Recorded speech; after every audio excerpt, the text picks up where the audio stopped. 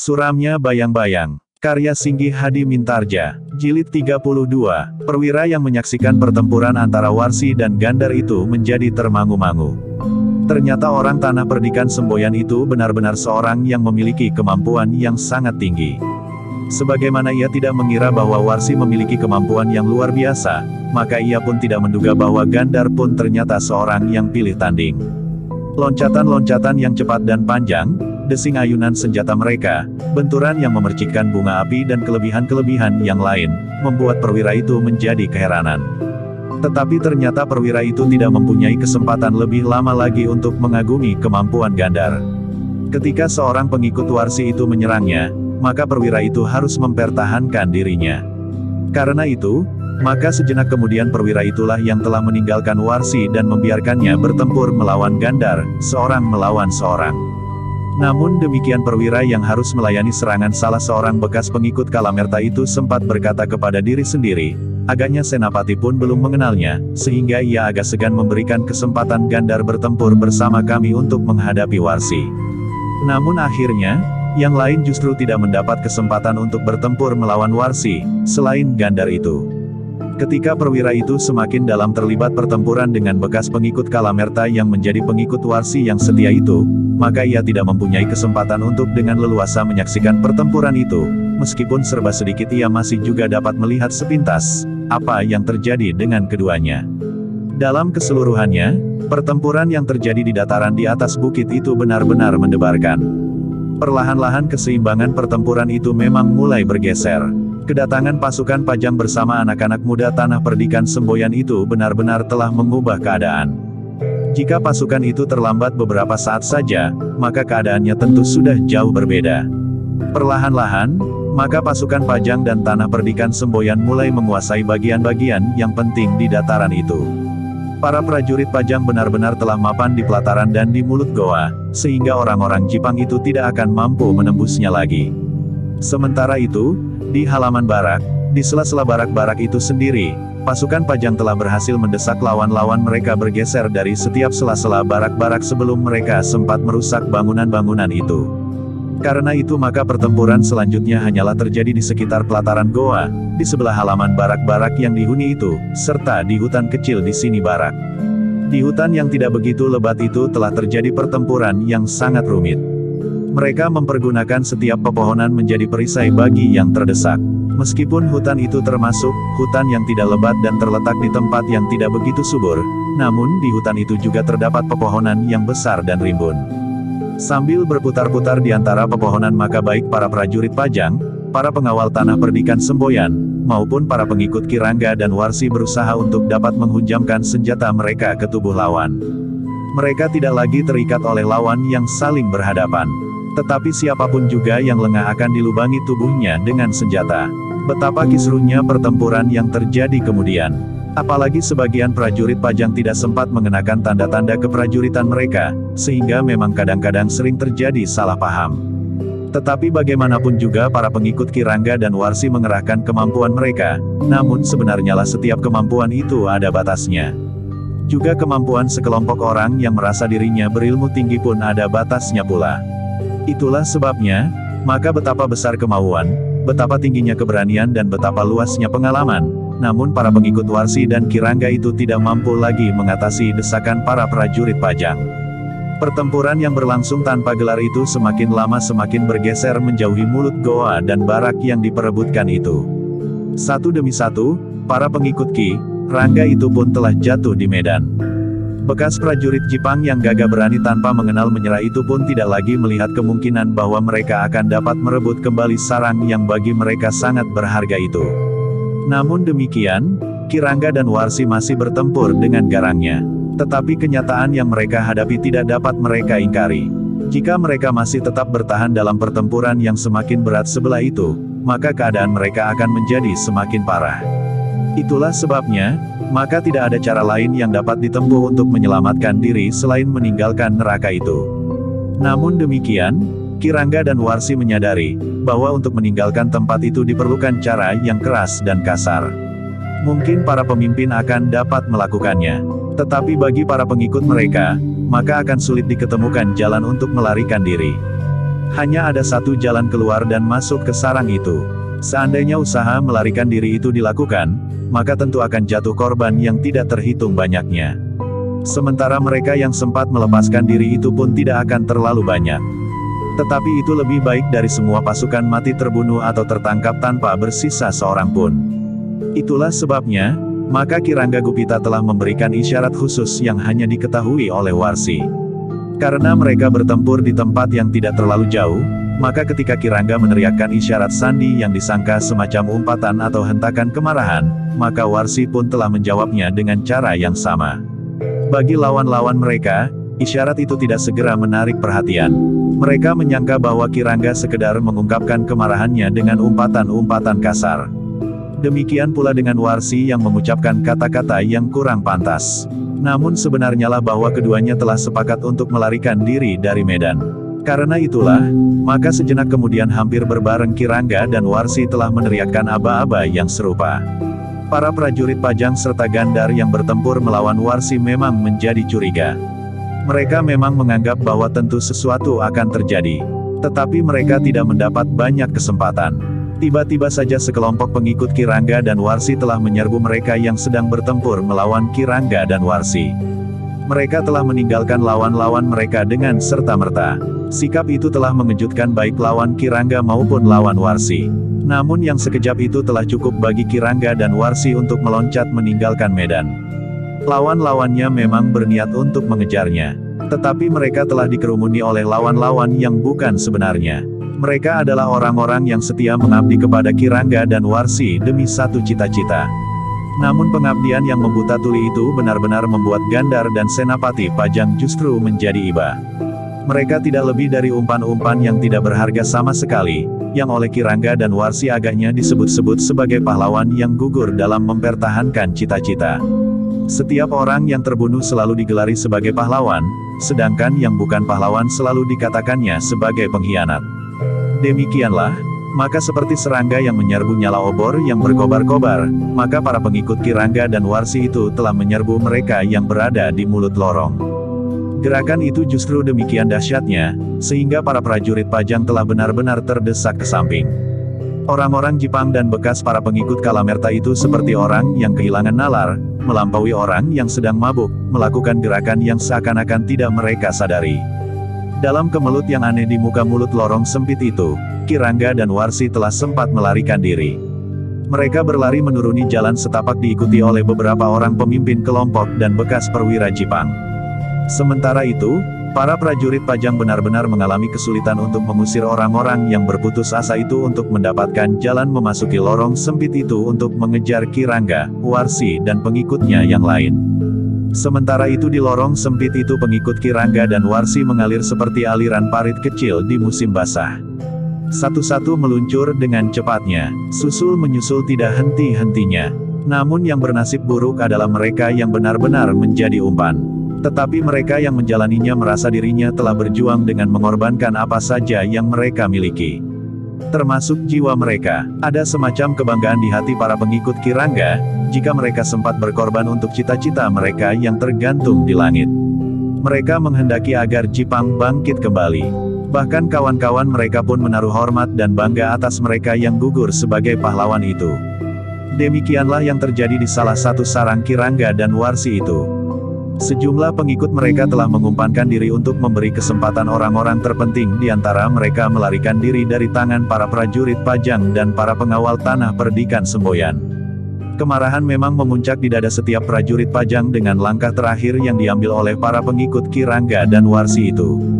Namun dalam keadaan yang penuh oleh gejolak perasaan itu, para pemimpin prajurit Pajang masih sempat berpikir, sehingga mereka berusaha mencegah kemarahan yang meluap-luap dari para prajurit itu.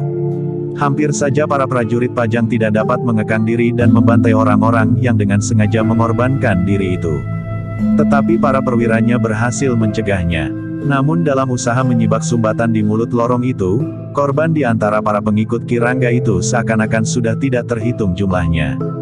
Betapapun kemarahan menyesak di dada para prajurit Pajang dan para pengawal tanah perdikan semboyan, namun mereka memang harus merelakan sebagian dari lawan mereka, termasuk Kirangga dan Warsi, melarikan diri sehingga luput dari tangkapan tangan mereka. Meskipun demikian, Dipandang dari satu sisi, maka mereka telah berhasil menghancurkan pasukan Kirangga. Korban yang jatuh memang terlalu banyak. Selebihnya mereka yang tertawan. Kekuatan Kirangga dan Wasi sudah susut separuh lebih. Tetapi satu hal yang harus mereka perhitungkan pula. Dengan demikian maka sisa kekuatan Kirangga itu tentu akan mengosongkan sarang-sarang mereka, terutama sarang yang dianggap cukup besar. Mereka akan memindahkan harta benda rampasan yang mereka miliki ke tempat yang tidak diketahui. Namun para pemimpin prajurit Pajang dan pengawal tanah perdikan semboyan itu belum siap membicarakannya. Mereka masih dicengkam oleh suasana yang memang mengerikan.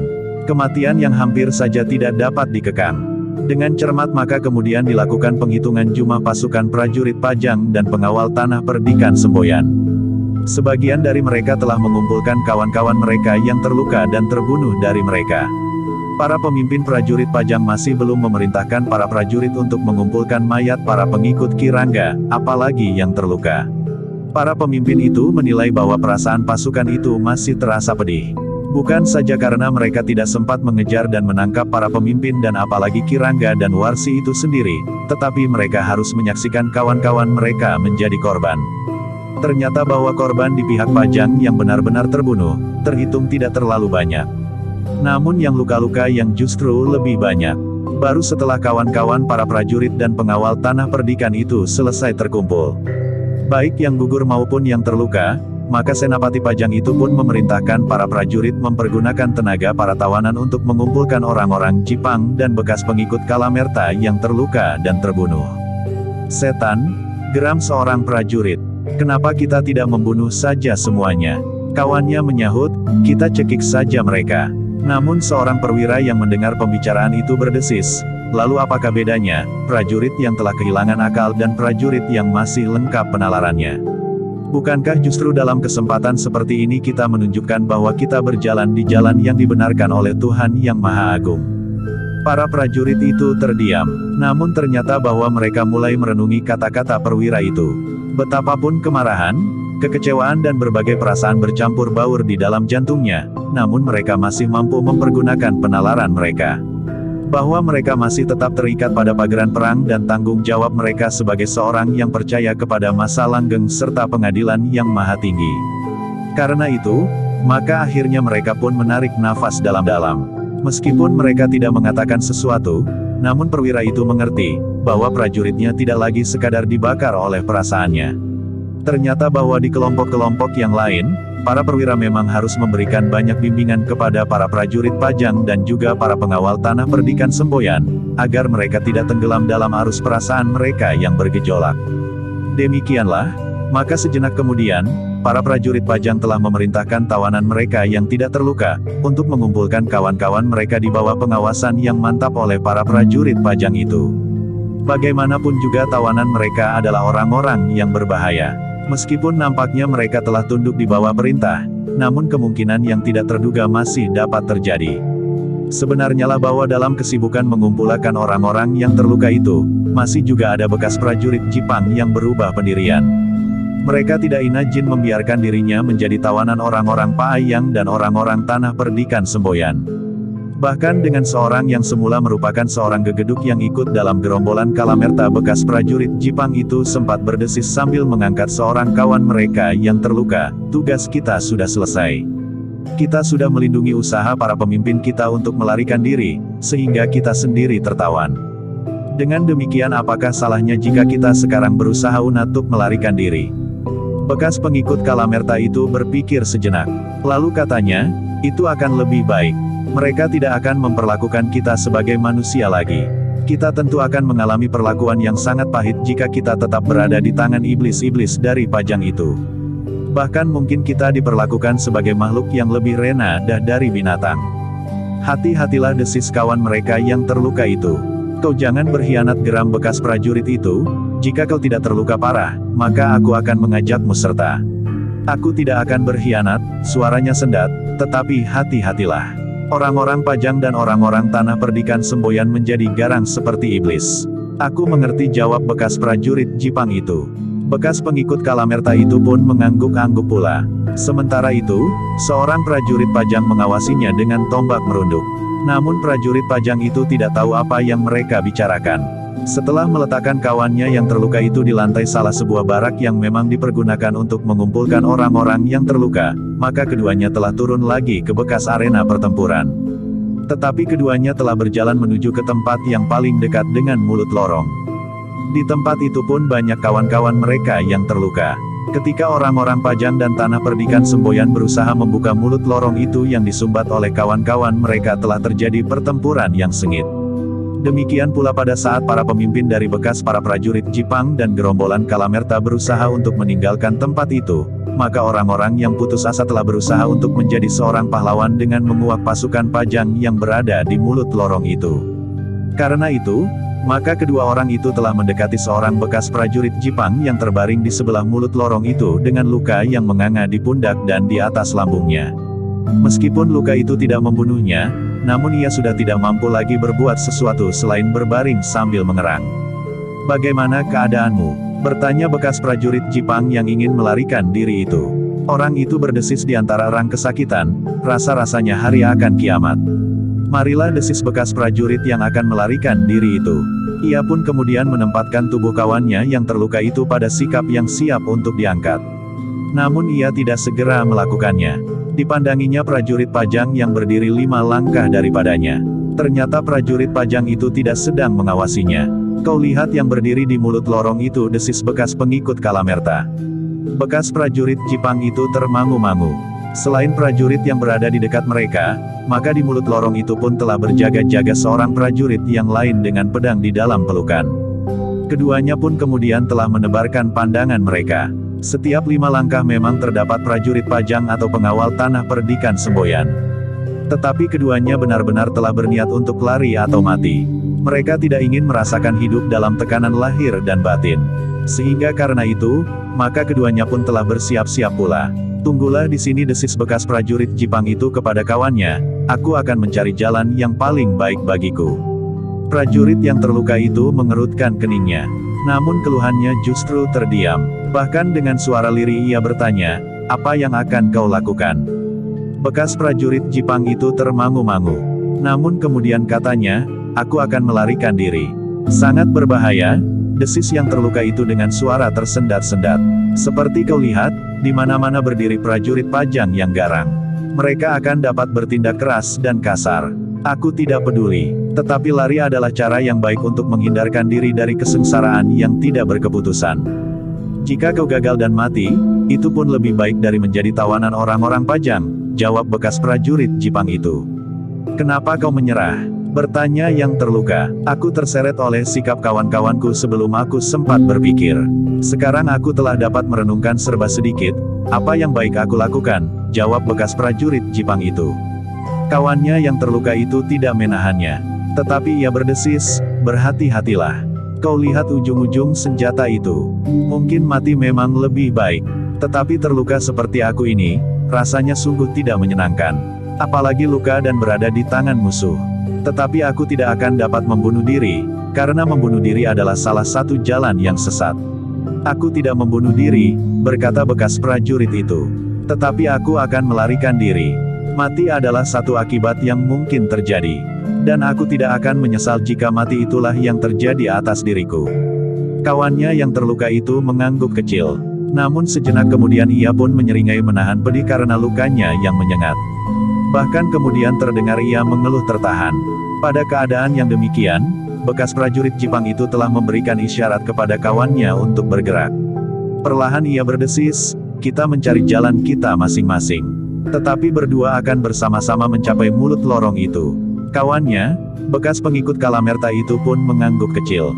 Kemudian ia pun menghitung perlahan-lahan. 1, 2, 3. Pada hitungan ketiga, kedua orang itu bangkit. Dengan serta-merta mereka berlari ke mulut lorong yang tidak begitu jauh. Seorang prajurit yang melihat mereka itu pun dengan serta-merta telah berteriak, "Awas, orang itu melarikan diri." Beberapa orang prajurit Pajang dan pengawal Tanah Perdikan telah bergerak. Namun seorang di antara orang yang berlari itu telah mencapai mulut lorong.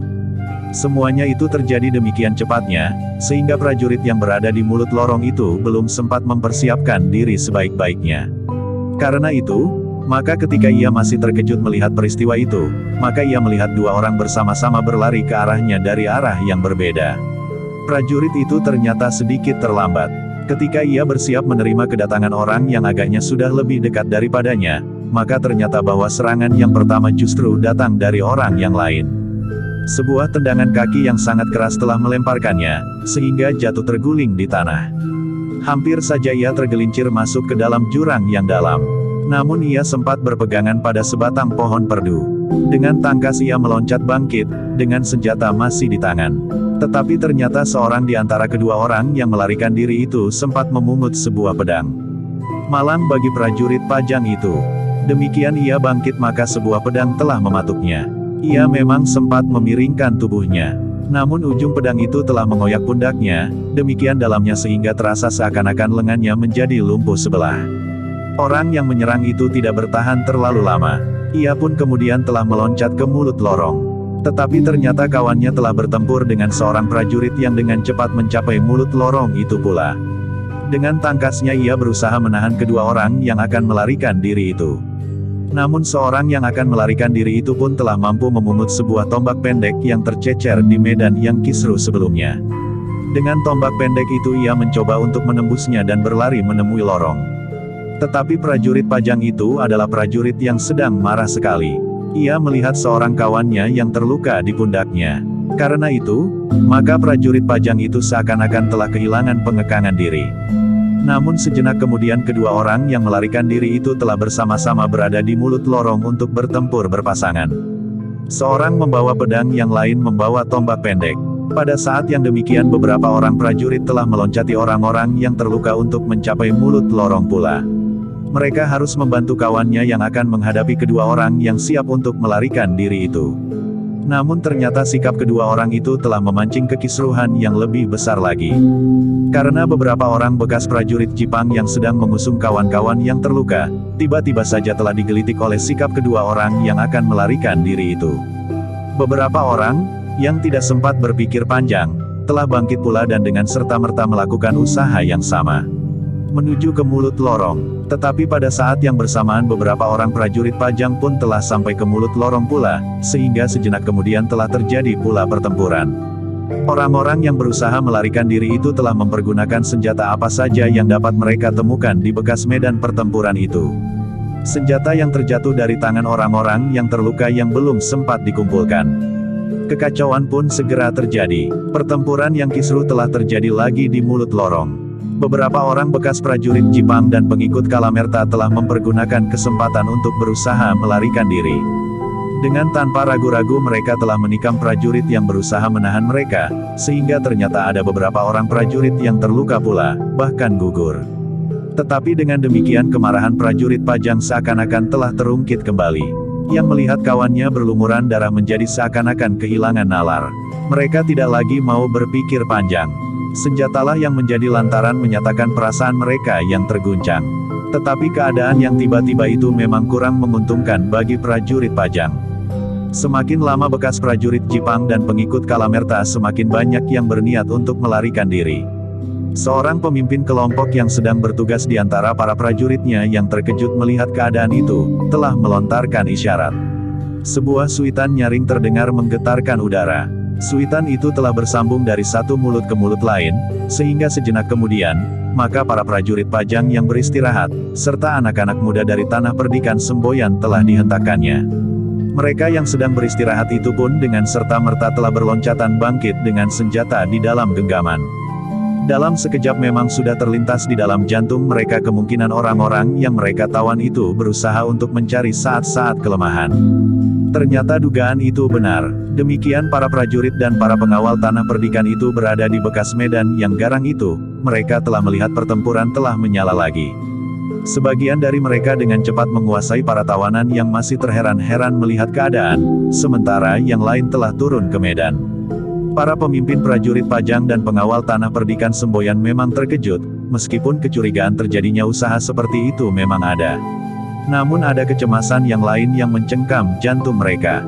Dengan peristiwa itu, maka mereka akan menjadi semakin sulit untuk mengendalikan kemarahan para prajurit Pajang dan para pengawal tanah perdikan semboyan. Sebenarnya lah orang-orang Pajang dan Tanah Perdikan Semboyan itu menjadi sangat marah. Beberapa kawan mereka telah terluka dan terbunuh, justru ketika pertempuran telah dianggap selesai. Dengan demikian, maka seorang prajurit Pajang tiba-tiba saja telah berteriak, "Pengkhianat! Kalian semua harus dihukum mati." Sebenarnya lah para prajurit Pajang dan para pengawal Tanah Perdikan Semboyan tidak lagi sempat berpikir lain kecuali membunuh orang-orang yang telah mengkhianati kepercayaan mereka. Apalagi karena beberapa orang kawan mereka telah terluka dan gugur. Kekerasan pun kemudian telah terjadi di sekitar mulut lorong itu. Orang-orang yang berusaha melarikan diri itu pun telah menentukan dua pilihan, lari atau mati. Tidak ada lagi niat di kepalanya untuk menyerah kepada prajurit-prajurit Pajang dan para pengawal Tanah Perdikan yang menjadi buas itu. Karena itu maka pertempuran kecil itu justru menjadi semakin garang. Terdengar teriakan-teriakan kemarahan dari kedua belah pihak. Tidak ada orang di arena itu yang berusaha untuk menundukkan lawan mereka agar menyerah. Yang terdengar di dalam dada mereka adalah kidung kematian yang semakin lama menjadi semakin keras. Sebenarnya lah para prajurit Pajang yang berdatangan itu telah bertempur dengan tanpa kendali. Demikian pula para pengawal dari Tanah Perdikan Semboyan. Pedang mereka menikam, menusuk dan menebas tanpa kekangan. Ketika seorang bekas prajurit Jepang sempat menerobos pertempuran dan melarikan diri turun lewat lorong itu, disusul seorang yang lain, maka seorang prajurit Pajang telah melontarkan tombaknya.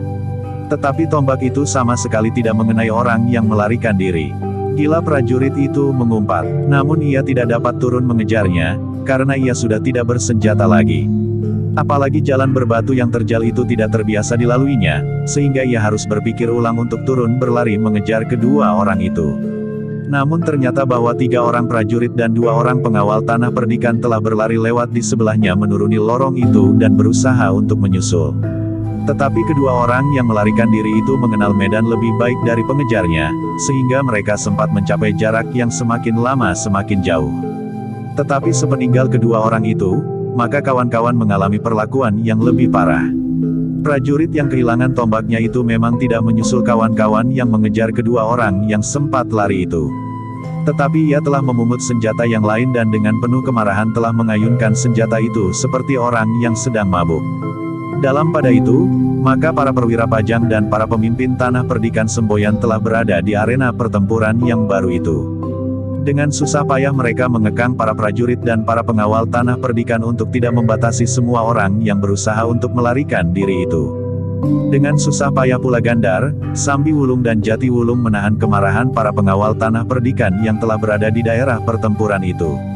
Apalagi ketika ternyata seorang pengawal telah terluka pula ditusuk justru dari belakang. Bersama-sama para senapati Pajang, maka mereka berusaha untuk menahan agar para prajurit Pajang dan para pengawal Tanah Perdikan berlaku wajar. Tetapi pada saat-saat usaha mereka hampir berhasil, maka orang-orang yang akan melarikan diri itu masih saja mengadakan perlawanan membabi buta. Mereka tidak mau mengerti bahwa mereka tidak akan dapat berbuat apa-apa. Sementara itu, di luar daerah pertempuran yang kacau itu, para prajurit Pajang dan para pengawal Tanah Perdikan Semboyan telah mengepung rapat. Mereka tidak lagi berpikir wajar, desis Gandar. Mereka memang berusaha untuk membunuh diri, desis seorang senapati Pajang. Karena itulah maka orang-orang yang melarikan diri itu tidak mau mendengar seruan untuk menyerah buat kedua kalinya. Karena itulah maka orang-orang yang melarikan diri itu tidak mau mendengar seruan untuk menyerah buat kedua kalinya. Jika kita menyerah lagi, maka tubuh kita akan hancur juga oleh orang-orang Pajang dan orang-orang Semboyan, teriak seorang bekas prajurit Jepang. Aku menjamin, sahut seorang senapati Pajang. Tetapi orang yang akan melarikan diri itu sama sekali tidak menghiraukan. Bahkan tiba-tiba saja ia telah meloncat menyergap senapati yang telah meneriakkan perintah untuk menyerah itu.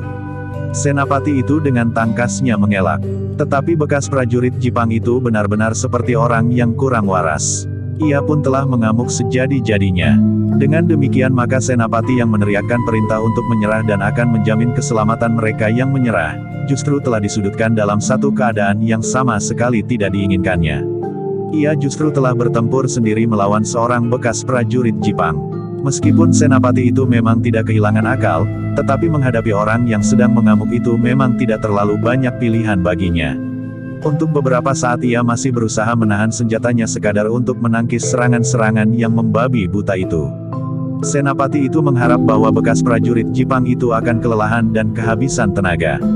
Tetapi ternyata tidak demikian. Prajurit itu benar-benar seperti kerasukan iblis. Ia menyerang sambil berteriak-teriak mengerikan. "Lepaskan senjatamu," teriak perwira itu. "Kita akan mati bersama-sama," teriak bekas prajurit Jepang itu tidak kalah kerasnya. Senapati itu ternyata tidak mempunyai kesempatan untuk berpikir lebih jauh. Ternyata orang yang bagaikan mengamuk itu tidak segera kelelahan dan apalagi menyerah. Justru semakin lama ia menjadi semakin berbahaya. Karena itulah, maka akhirnya senapati itu menjadi marah. Ketika beberapa kali ia meneriakkan peringatan tidak juga didengar, bahkan orang itu telah berteriak-teriak pula, maka kesabaran senapati itu pun akhirnya sampai ke batas pula. Ujung senjatanya pun kemudian benar-benar diarahkan kepada orang yang telah kehilangan akal itu. Bekas prajurit Jepang itu tertegun sejenak, ketika terasa senjata pedang itu mengenai lengannya. Sementara itu senapati berkata, "Menyerahlah. Gila, kubunuh kau, aku tidak mau mati sendiri," teriak bekas prajurit Jepang yang meloncat sambil mengayunkan senjatanya lebih cepat lagi. Meskipun darah telah mengalir dari lukanya tetapi tenaganya sama sekali masih belum susut. Namun senapati Pajang itu telah menahannya dengan sekali lagi benar-benar mengarahkan ujung senjatanya ke tubuhnya. Ketika orang itu meloncat menyerang, senapati itu sempat menghindarinya.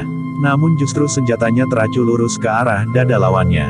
Tetapi senapati itu memang tidak berniat membunuhnya. Karena itu maka ujung senjatanya telah digesernya sedikit menyamping. Sebuah luka pun kemudian telah menganga di pundak bekas prajurit Jepang itu. Darah pun telah mengalir deras. Tetapi ia benar-benar bagaikan gila. Ia masih saja meloncat sambil mengayunkan senjatanya mendatar.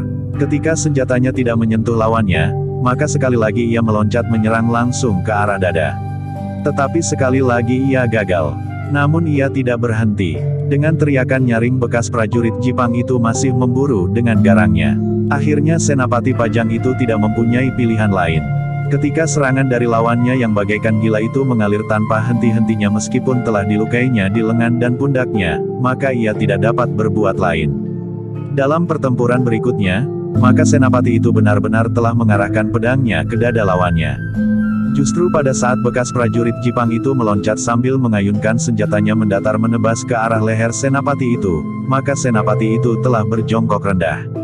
Pada saat senjata lawannya terayun di atas kepalanya, maka tangannya pun telah terjulur lurus. Ujung senjatanya telah menggapai dada bekas prajurit Jepang itu langsung menembus sampai ke jantung. Prajurit Jepang itu berteriak keras sekali dengan umpatan yang paling kasar. Namun ketika senapati itu menarik pedangnya, maka tubuh itu pun telah terhuyung-huyung dan jatuh terjerembab di tanah. Senapati Pajang itu tertegun. Ia telah berusaha untuk mencegah pembunuhan-pembunuhan yang terjadi. Tetapi ia sendiri justru telah membunuh seorang lawan. Sebenarnya lah, orang-orang yang akan melarikan diri itu sama sekali tidak menghiraukan segala peringatan. Ketika Gandar berhasil menahan gejolak perasaan para pengawal yang ada di arena, maka para pengawal itu sendirilah yang hampir saja menjadi korban, sehingga akhirnya para pengawal itu tidak mempunyai pilihan lain, kecuali membinasakan lawan mereka yang putus asa dan bahkan membunuh diri itu. Seorang pengawal yang telah terluka dengan marah telah menusukkan pedangnya sambil berteriak, itulah yang memang diinginkannya. Lawannya itu menggeram, namun kemudian tubuhnya telah jatuh di tanah. Demikianlah pertempuran itu menjadi pertempuran yang lebih mengerikan dari pertempuran yang terdahulu. Meskipun yang terlibat tidak terlalu banyak, namun seakan-akan pertempuran itu tidak mempunyai penyelesaian lain kecuali membunuh. Gandar, Sambi Wulung dan Jati Wulung akhirnya melibatkan diri. Sebagaimana beberapa orang perwira Pajang. Namun mereka berusaha untuk menguasai lawan-lawannya tanpa membunuhnya. Gerakan yang tiba-tiba dan serta-merta itu memang menimbulkan kemarahan yang luar biasa. Beberapa orang tawanan yang sedang ditugaskan untuk menolong kawan-kawan mereka yang terluka, telah berusaha melarikan diri. Hal itu benar-benar telah menyinggung perasaan para prajurit Pajang. Apalagi karena ada di antara kawan-kawan mereka yang telah terluka bahkan terbunuh pula justru pada saat mereka berusaha menolong lawan mereka yang terluka. Namun beberapa saat kemudian Gandar, Jati Wulung dan Sambi Wulung serta para senapati Pajang berhasil menguasai anak buah masing-masing. Tetapi yang terjadi benar-benar sudah parah. Di antara mereka yang melakukan perlawanan untuk melarikan diri, tidak ada separuh yang masih tetap hidup. Mereka perlu mendapat penjagaan khusus, perintah senapati yang memimpin pasukan Pajang. Demikianlah, maka orang-orang itu telah digiring ke dalam satu barak khusus. Mereka dimasukkan ke dalam satu bilik yang paling kuat. Sementara di bilik menyebelah dilakukan penjagaan yang kuat pula. Demikian pula di depan dan di belakang. Bahkan para penjaga itu tidak mengabaikan kemungkinan mereka melarikan diri lewat atap yang terdiri dari anyaman ilalang dan ijuk. Peristiwa itu mempersulit para pemimpin prajurit Pajang dan para pengawal tanah perdikan semboyan untuk menahan agar para prajurit dan para pengawal tidak menjadi terlalu garang terhadap para tawanan. Namun sikap para tawanan sendiri memang kadang-kadang sampai menjengkelkan. Mereka seakan-akan justru telah memancing persoalan. Demikianlah, betapapun sulitnya, namun para senapati Pajang dan para pemimpin tanah perdikan semboyan telah berhasil menguasai keadaan. Namun yang terjadi itu merupakan pengalaman bagi mereka. Karena itu, maka mereka yang dipekerjakan untuk menolong kawan-kawan mereka telah jauh dikurangi sementara pengawasan pun menjadi semakin tinggi. Meskipun demikian ada juga prajurit yang bergumam, salah kita. Biar saja mereka mati karena kehabisan darah. Kawannya yang justru telah tergores pedang berkata, kenapa mereka tidak dihukum mati saja setelah terbukti berusaha berkhianat? Hukuman bagi seorang pengkhianat adalah hukuman mati. Kebencian ternyata telah tersebar di jantung para prajurit Pajang dan para pengawal tanah perdikan semboyan. Seorang pengawal yang melihat seorang bekas pengikut Kalamerta hanya duduk saja sementara kawan-kawan yang dipekerjakan sibuk mengusung mereka yang terluka. "Hei, kenapa kau duduk saja?" bentak pengawal tanah perdikan itu. "Kenapa tidak kau lakukan sendiri?" jawab orang itu kasar. Pengawal itu tidak dapat menahan diri lagi. Tiba-tiba kakinya telah menyambar mulut orang itu. Demikian kerasnya sehingga dua giginya telah patah. Orang itu telah terdorong dan jatuh terlentang. Namun dengan cepat ia bangkit. Dari mulutnya mengalir darah karena giginya yang patah itu. "Cari senjata," tantang pengawal itu. "Aku bukan pengecut yang membunuh lawannya tanpa senjata." Bekas pengikut Kalamerta itu termangu-mangu. Pandangan mata pengawal itu bagaikan bara yang memancarkan panas api kemarahan. Untunglah Jatiwulung cepat melihat peristiwa itu. Dengan tergesa-gesa ia mendekat sambil bertanya, "Apa yang terjadi?"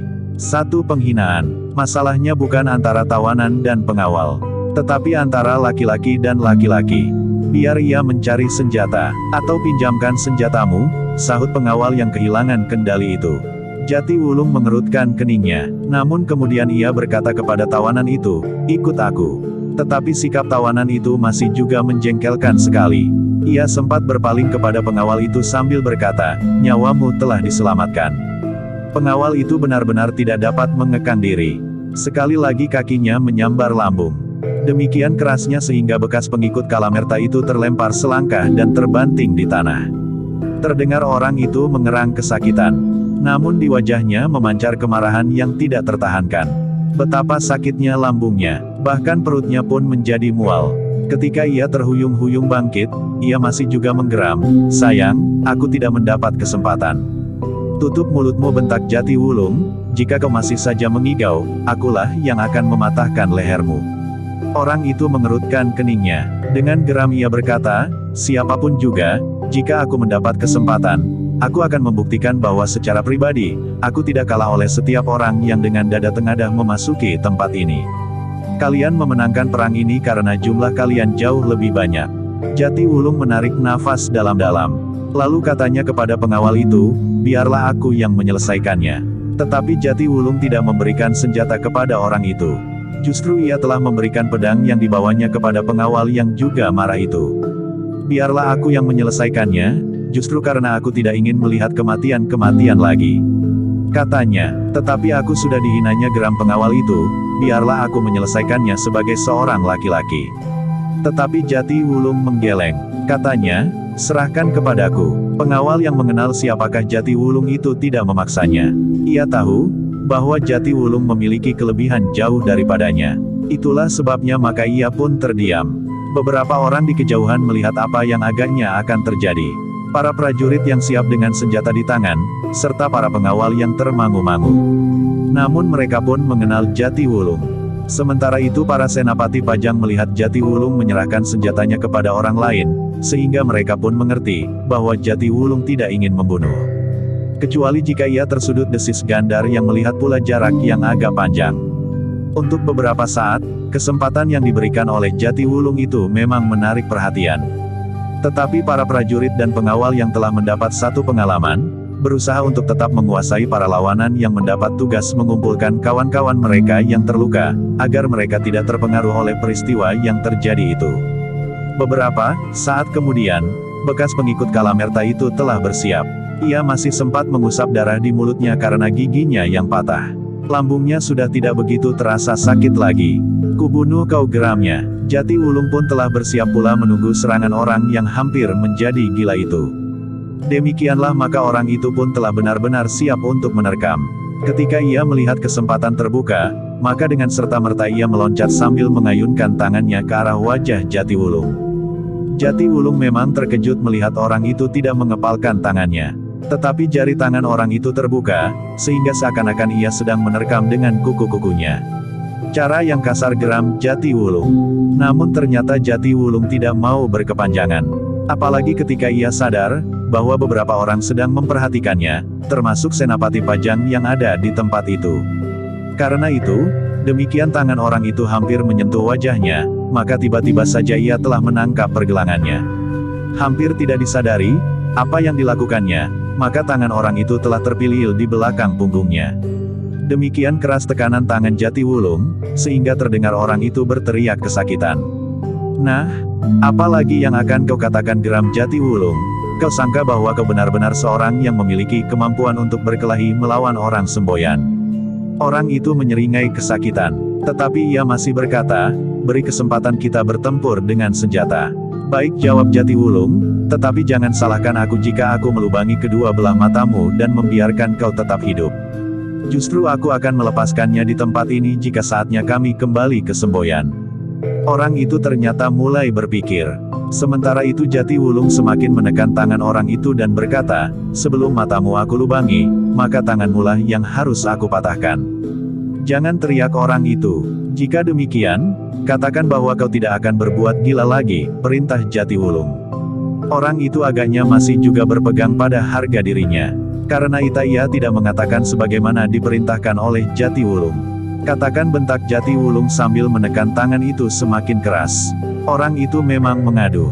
Tetapi ia tidak mengatakannya. Jatiwulung yang hampir kehabisan kesabaran tiba-tiba tidak saja menekan tangan orang itu, tetapi dengan keras orang itu telah dibantingnya sehingga jatuh tertelungkup.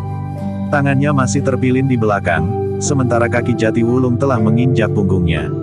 "Katakan, atau kau akan mati dengan cara ini," Jatiwulung hampir berteriak sambil menekan lebih keras lagi. Rasa-rasanya tangan dan bahkan punggung orang itu akan patah. Perasaan sakit yang luar biasa telah menggigit sampai ke tulang. Karena itu orang itu tidak dapat berkata lain daripada, "Baik. Baik, aku akan mengatakannya. Katakan sekarang," bentak Jatiwulung. Ia desis orang itu, "Aku tidak akan melakukannya lagi. Katakan bahwa kau tidak akan berbuat gila lagi," tekan Jatiwulung. "Ya, aku tidak akan berbuat gila lagi," ulang orang itu. "Setan," geram Jatiwulung, "sekarang apa katamu tentang orang-orang semboyan?" "Aku sudah mengatakan bahwa aku tidak akan berbuat gila lagi," berkata orang itu sambil menyeringai. "Apa katamu tentang orang-orang semboyan, hei?" Jatiwulung justru menekan tangan dan punggung orang itu semakin keras. Luar biasa, orang itu hampir tidak dapat berkata lagi karena harus menahan sakit, luar biasa. Perlahan-lahan Jatiwulung melepaskan tangan orang itu. Kemudian ditendangnya lambungnya sambil berkata, "Bangkit, dan ikuti aku." Orang itu pun kemudian terhuyung-huyung bangkit pula. Rasa-rasanya ia melihat Jatiwulung seperti sesosok hantu di matanya. Sorot matanya yang membara terasa menusuk sampai ke jantung. "Ikut aku," bentak Jatiwulung sekali lagi. Orang itu pun telah berjalan mengikuti Jatiwulung. Ia sempat berpaling hanya sekejap, memandang pengawal yang kemudian menyerahkan kembali pedang Jatiwulung itu. Tetapi ia pun segera menundukkan kepalanya, karena pengawal itu masih juga memandangnya dengan penuh kemarahan. Tindakan Jatiwulung yang keras itu memang mempunyai pengaruh. Bekas prajurit Jepang dan bekas pengikut Kalamerta harus berpikir ulang jika mereka akan membuat persoalan lagi dengan para prajurit Pajang atau para pengawal Tanah Erdikan. Ternyata bahwa dalam keadaan tertentu mereka memang akan melakukan kekerasan. Demikianlah, atas dasar beberapa pengalaman maka para prajurit Pajang dan para pengawal Tanah Perdikan semboyan menjadi lebih berhati-hati. Bagi mereka, maka bekas para prajurit Jepang dan bekas pengikut Kalamerta adalah orang-orang yang menjadi putus asa dan kehilangan pegangan. Karena itu, Maka sebagian dari mereka melihat kematian adalah satu-satunya jalan keluar dari ketidakpastian itu. Namun mereka tidak mendapat kesempatan lagi.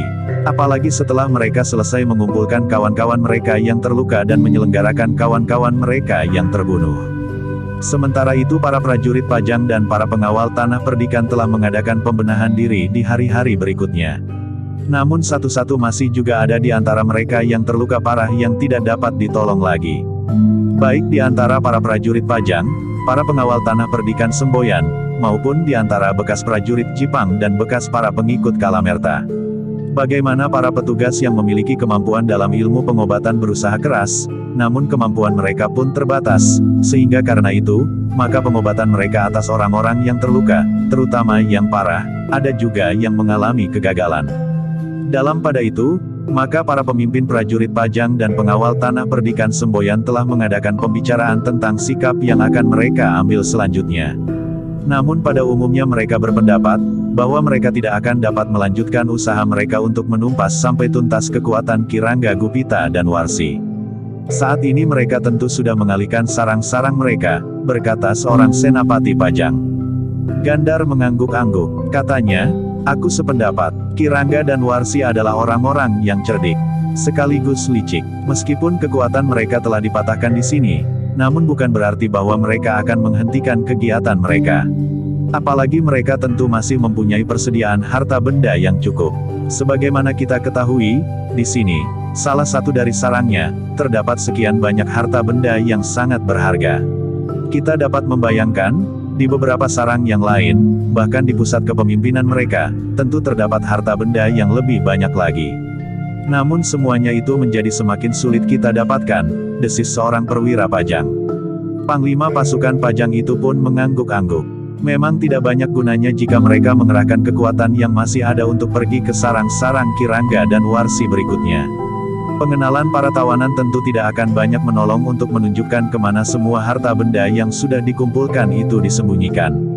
Menurut pendapat Panglima prajurit Pajang itu, bahwa yang tertawan di antara mereka yang datang bersama Kirangga dan Warsi tentu berasal dari beberapa sarang yang tersebar. Tetapi seperti pendapat para senapatinya dan para pemimpin pengawal Tanah Perdikan, bahwa sarang-sarang itu tentu sudah dikosongkan. Jadi apa yang akan kita lakukan? Bertanya Panglima itu meskipun sebenarnya ia sendiri sudah mempunyai rencana. Pertanyaan itu sekadar ingin menyesuaikan apakah pendapatnya sama dengan pendapat para senapati yang lain dan para pemimpin pengawal Tanah Perdikan. Dalam pada itu seorang di antara para senapatinya pun berkata, kita akan membawa semuanya kembali. Para tawanan dan harta benda yang telah didapat oleh para pengikut Kirangga Gupita. Memang sulit untuk menemukan kembali siapakah yang telah kehilangan harta benda sebanyak itu yang agaknya telah dikumpulkan dalam waktu yang cukup lama.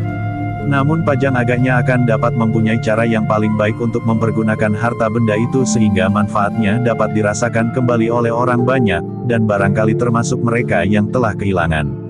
Panglima pasukan Pajang itu mengangguk-angguk. Katanya, baiklah, aku sependapat, kita akan kembali dengan membawa semua harta benda dan tawanan. Semua kebijaksanaan akan kita serahkan kepada Kanjeng Sultan Hadiwijaya. Benda-benda yang berharga tinggi mungkin masih akan dapat ditelusuri siapakah pemiliknya. Para pemimpin dari Pajang dan Tanah Perdikan Semboyan sependapat dengan rencana itu. Tetapi mereka tidak dapat dengan tergesa-gesa meninggalkan sarang itu. Beberapa orang masih belum dapat bangkit dari pembaringan. Baik para prajurit Pajang dan para pengawal Tanah Perdikan Semboyan, maupun para tawanan yang terluka parah. Sedangkan mereka pun tidak akan dapat meninggalkan orang-orang yang terluka di sarang itu.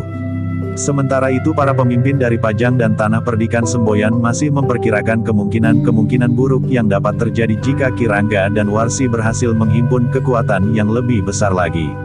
Kemungkinan yang kecil sekali, berkata Panglima prajurit Pajang.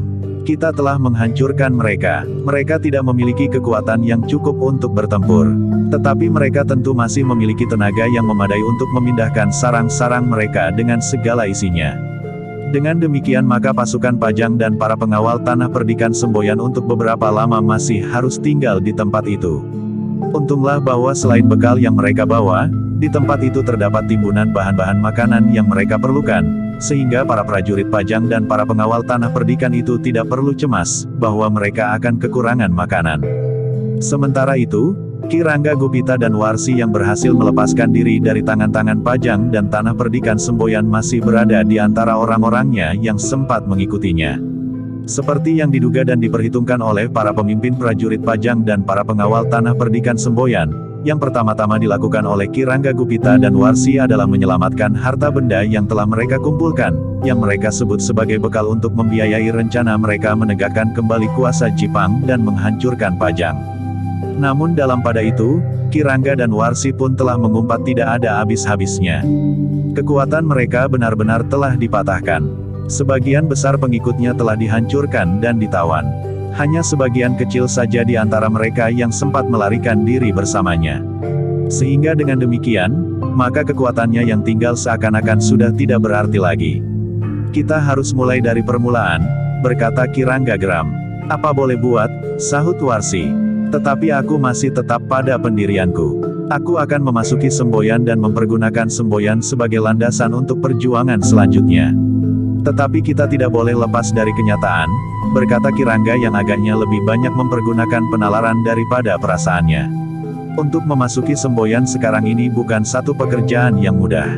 Kita tidak lagi dapat menekan Semboyan dengan kekuatan. Anak terkutuk itu tidak juga memberikan kemungkinan apapun juga. Apalagi bahwa anak iblis yang ada di Semboyan itu masih hidup. Warsi termangu-mangu sejenak. Tiba-tiba kebenciannya kepada anaknya sendiri, yang dikandung dan dilahirkannya, menjadi semakin memuncak. Di wajah anak itu terbayang semua kegagalan yang pernah dialaminya. Kekecewaan terhadap Ki Wiradana telah ditumpahkannya semuanya kepada anaknya meskipun anak itu dilahirkannya sendiri. Tetapi anak itu lahir karena benih yang ditanam oleh Ki Wiradana yang mengecewakan itu. Di hari-hari pertama, maka Ki Rangga Gupita dan Warsi telah berhasil memindahkan semua kekayaan yang dimilikinya dari satu persembunyian ke persembunyian yang lain. Namun demikian Ki Rangga Gupita dan Warsi sama sekali tidak menyentuh padepokannya. Padepokan yang memberikan kesan yang berlawanan dengan tata kehidupan Ki Rangga dan Warsi yang sebenarnya, karena padepokan itu dianggap sebagai sebuah padepokan yang bersih, penuh perasaan kasih dan memancarkan kehidupan yang bening sebagaimana mata air yang memberikan daya kehidupan bagi yang sempat mendapatkan alirannya. Ki Rangga dan Warsi masih tetap berhasil membuat sekat pemisah antara dua wajah kehidupan yang ditempuhnya. Ia pun berhasil membatasi pengenalan para pengikutnya atas padepokannya yang tenang dan bernafaskan kedamaian itu. Tetapi di sisi lain, Ki Rangga dan Warsi telah tenggelam semakin dalam di kehidupan yang kelam. Justru karena pengikutnya menjadi semakin sedikit setelah dihancurkan oleh pasukan Pajang dan Tanah Perdikan Semboyan, maka Ki Rangga Gupita dan Warsi sendiri tidak segan-segan untuk ikut serta mengumpulkan harta benda dengan cara yang kasar itu. Sementara itu, setelah beberapa hari pasukan Pajang dan Tanah Perdikan Semboyan berada di sarang Ki Rangga yang berhasil direbut itu, maka mereka telah mulai berkemas untuk kembali ke Pajang dan Tanah Perdikan Semboyan. Sebagian dari mereka yang terluka telah mulai nampak baik. Mereka sudah sanggup menempuh perjalanan meskipun mungkin sangat lambat. Sedangkan mereka yang memang tidak sanggup untuk berjalan karena luka-lukanya yang berat, maka Panglima Pasukan Pajang telah memerintahkan membuat semacam tandu yang sederhana. Para prajurit Pajang dan para pengawal Tanah Perdikan Semboyan akan membawa kawan-kawan mereka yang memang benar-benar tidak dapat berjalan dengan tandu itu. Sementara para pengikut Ki Rangga akan membawa kawan-kawan mereka yang terluka pula. Demikianlah, maka persiapan itu pun telah dilakukan selama 3 hari. Beberapa buah tandu yang sederhana telah dibuat dengan bambu dan tali-tali ijuk. Demikian pula para prajurit Pajang telah membuat tempat yang akan dapat dipergunakan untuk membawa harta benda yang mereka ketemukan di dalam goa, yang agaknya telah dipertahankan dengan sekuat tenaga oleh para pengikut Ki Rangga Gupita. Sehingga karena itu, maka ternyata korban menjadi terlalu banyak yang jatuh. Tetapi harta benda yang terdapat di dalam goa itu memang cukup banyak. Harta benda yang oleh Ki Rangga selalu dikatakan kepada para pengikutnya sebagai bekal untuk menegakkan kembali kuasa Jipang dan sekaligus menghancurkan Pajang. Demikianlah setelah semua siap, maka di bawah pengawasan para senapati Pajang dan para pemimpin pengawal Tanah Perdikan Semboyan, maka harta benda dari dalam goa itu pun telah dikeluarkan. Semua mata terbelalak melihat harta benda yang sekian banyaknya itu. Beberapa kotak perhiasan perempuan yang terbuat dari emas. Bahkan terdapat pula permata intan dan berlian. Sebagian lagi kotak-kotak yang berisi pendok keris dari emas, timang emas dengan tretes berlian, serta benda-benda berharga lainnya. Panglima pasukan Pajang yang melihat perhiasan itu menggeleng-gelengkan kepalanya. Katanya, di mana saja benda-benda itu telah diambil. Gandar termangu-mangu menyaksikan benda-benda itu. Ia melihat tongkat gading yang tidak terlalu besar. Di ujung dan pangkalnya telah diselut dengan emas dan permata. Bukan main, desis Gandar, yang sebuah itu saja harganya tentu mahal sekali. Itu adalah hasil yang didapat oleh para pengikutnya selama mereka mengembara setelah Jipang jatuh, berkata seorang senapati. Dengan pengikut yang besar, maka dengan cepat Kirangga berhasil mengumpulkan benda-benda berharga itu. Agaknya daerah yang pertama-tama menjadi sasaran adalah justru daerah medan pertempuran itu. Pada saat-saat mereka mulai terdesak, maka setiap padukuhan yang disinggahi telah dikuras habis. Apalagi padukuhan-padukuhan yang ditinggalkan mengungsi oleh penghuninya yang dengan tergesa-tergesa meninggalkan tempat tinggalnya. Tentu masih ada beberapa tempat penyimpanan yang lain, desis Sambi Wulung. Ya, tentu masih, sahut Panglima Pasukan Pajang, tetapi kami gagal untuk mencapainya, justru karena pasukan Kirangga Gupita telah datang dan menyerang tempat ini. Bahkan mungkin masih lebih banyak dari yang tersimpan di tempat ini. Para senapati dan para pemimpin pengawal tanah perdikan semboyan mengangguk-angguk. Tetapi mereka harus mengakui kenyataan itu, bahwa mereka telah gagal untuk mencapai beberapa sarang Kirangga dan Warsi. Namun demikian agaknya mereka telah berhasil mematahkan pasukan Kirangga dan Warsi, karena sebagian besar orang-orangnya telah terbunuh dan menyerah. Demikianlah, setelah semua persiapan selesai, pasukan Pajang dan tanah perdikan semboyan itu pun telah bersiap untuk meninggalkan tempat itu. Di paling depan pasukan Pajang yang membawa tanda-tanda kebesaran diiringi oleh beberapa kelompok pasukan yang kuat. Bagaimanapun juga mereka harus memperhitungkan saat-saat mereka menuruni lorong itu. Jika para tawanan menjadi gila, maka pasukan yang berada di depan itulah yang pertama-tama harus menahan mereka.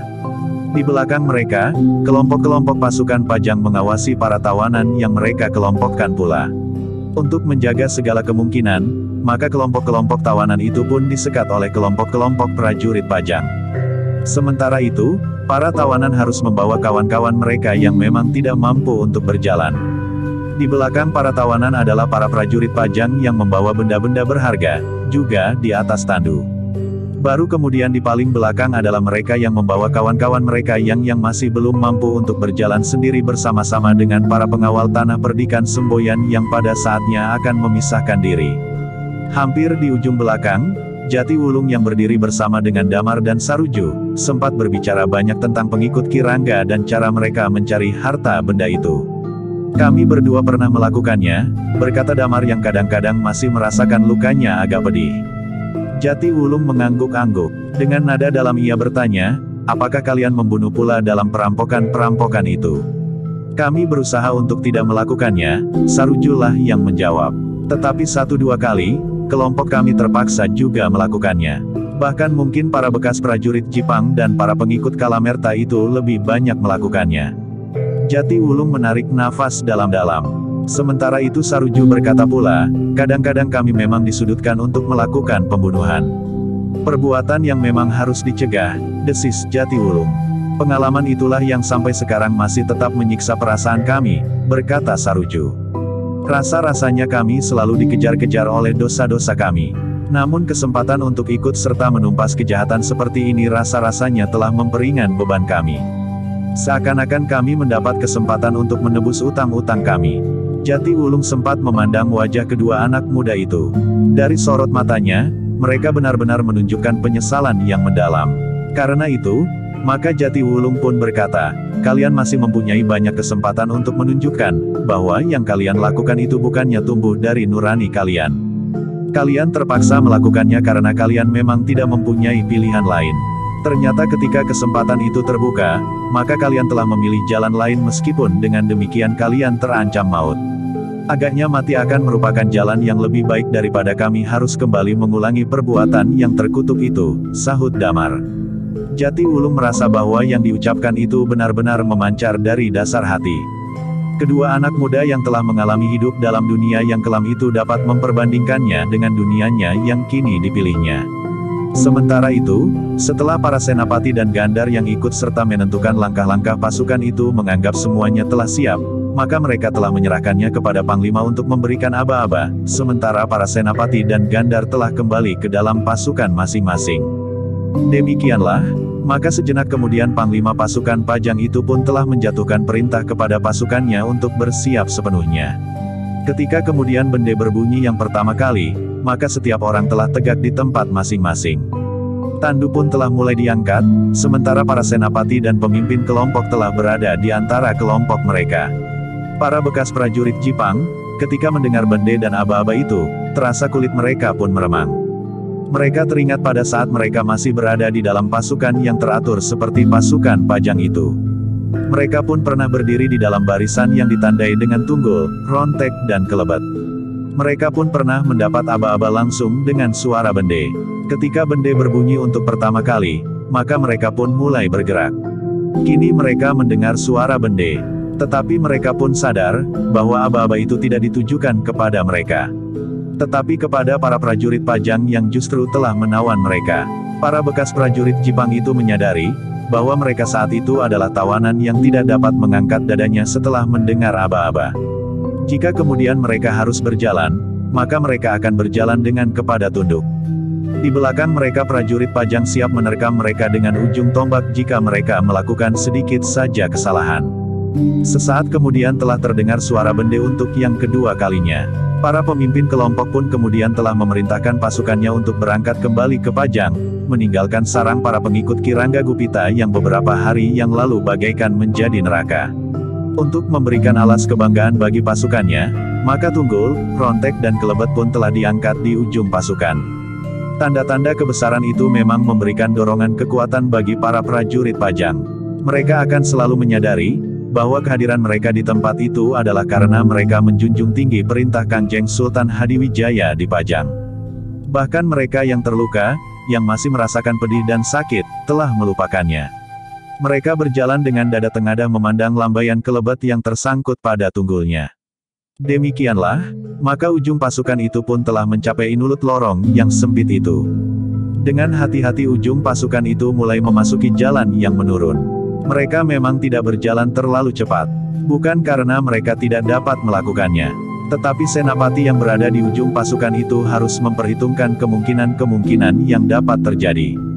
Jika mereka berjalan terlalu cepat, tanpa menghiraukan tubuh dan ekor dari pasukan itu, maka hal itu akan merupakan satu kelengahan. Karena justru di dalam tubuh pasukan itu terdapat para tawanan yang jumlahnya cukup banyak. Karena itu, maka perlahan-lahan pasukan itu merayap turun. Mereka yang masih belum sembuh benar pun tidak akan dapat berjalan terlalu cepat. Seperti seekor ular naga raksasa, pasukan itu menyusuri lorong yang berkelok-kelok. Namun yang di sebelah-menyebelahnya menganga jurang yang cukup dalam. Tetapi perjalanan mereka tidak terlalu mendebarkan sebagaimana saat mereka memanjat lorong itu. Perjalanan mereka saat itu tidak lagi ditunggu oleh ujung-ujung senjata yang akan dapat melubangi tubuh mereka. Meskipun demikian mereka tidak dapat meninggalkan kewaspadaan karena di dalam tubuh mereka terdapat orang-orang yang telah berusaha menghancurkan pasukan itu. Para tawanan yang ada di dalam iring-iringan itu memang tidak mempunyai kesempatan untuk berbuat sesuatu. Mereka mengerti bahwa pasukan yang ada di paling depan dari pasukan yang merayap turun itu adalah kekuatan yang sulit untuk ditembus, meskipun para tawanan pun telah disekat-sekat oleh kelompok-kelompok prajurit Pajang yang akan dapat menghancurkan mereka jika ada di antara para tawanan yang akan melarikan diri. Ternyata mereka memerlukan waktu yang cukup lama untuk menempuh perjalanan menuruni lorong itu. Ketika ujung pasukan itu sudah sampai ke tanah yang agak datar, maka perjalanan mulai menjadi lebih rancak, meskipun mereka masih harus selalu mengingat bahwa ekor pasukannya masih berada di lorong yang menurun itu.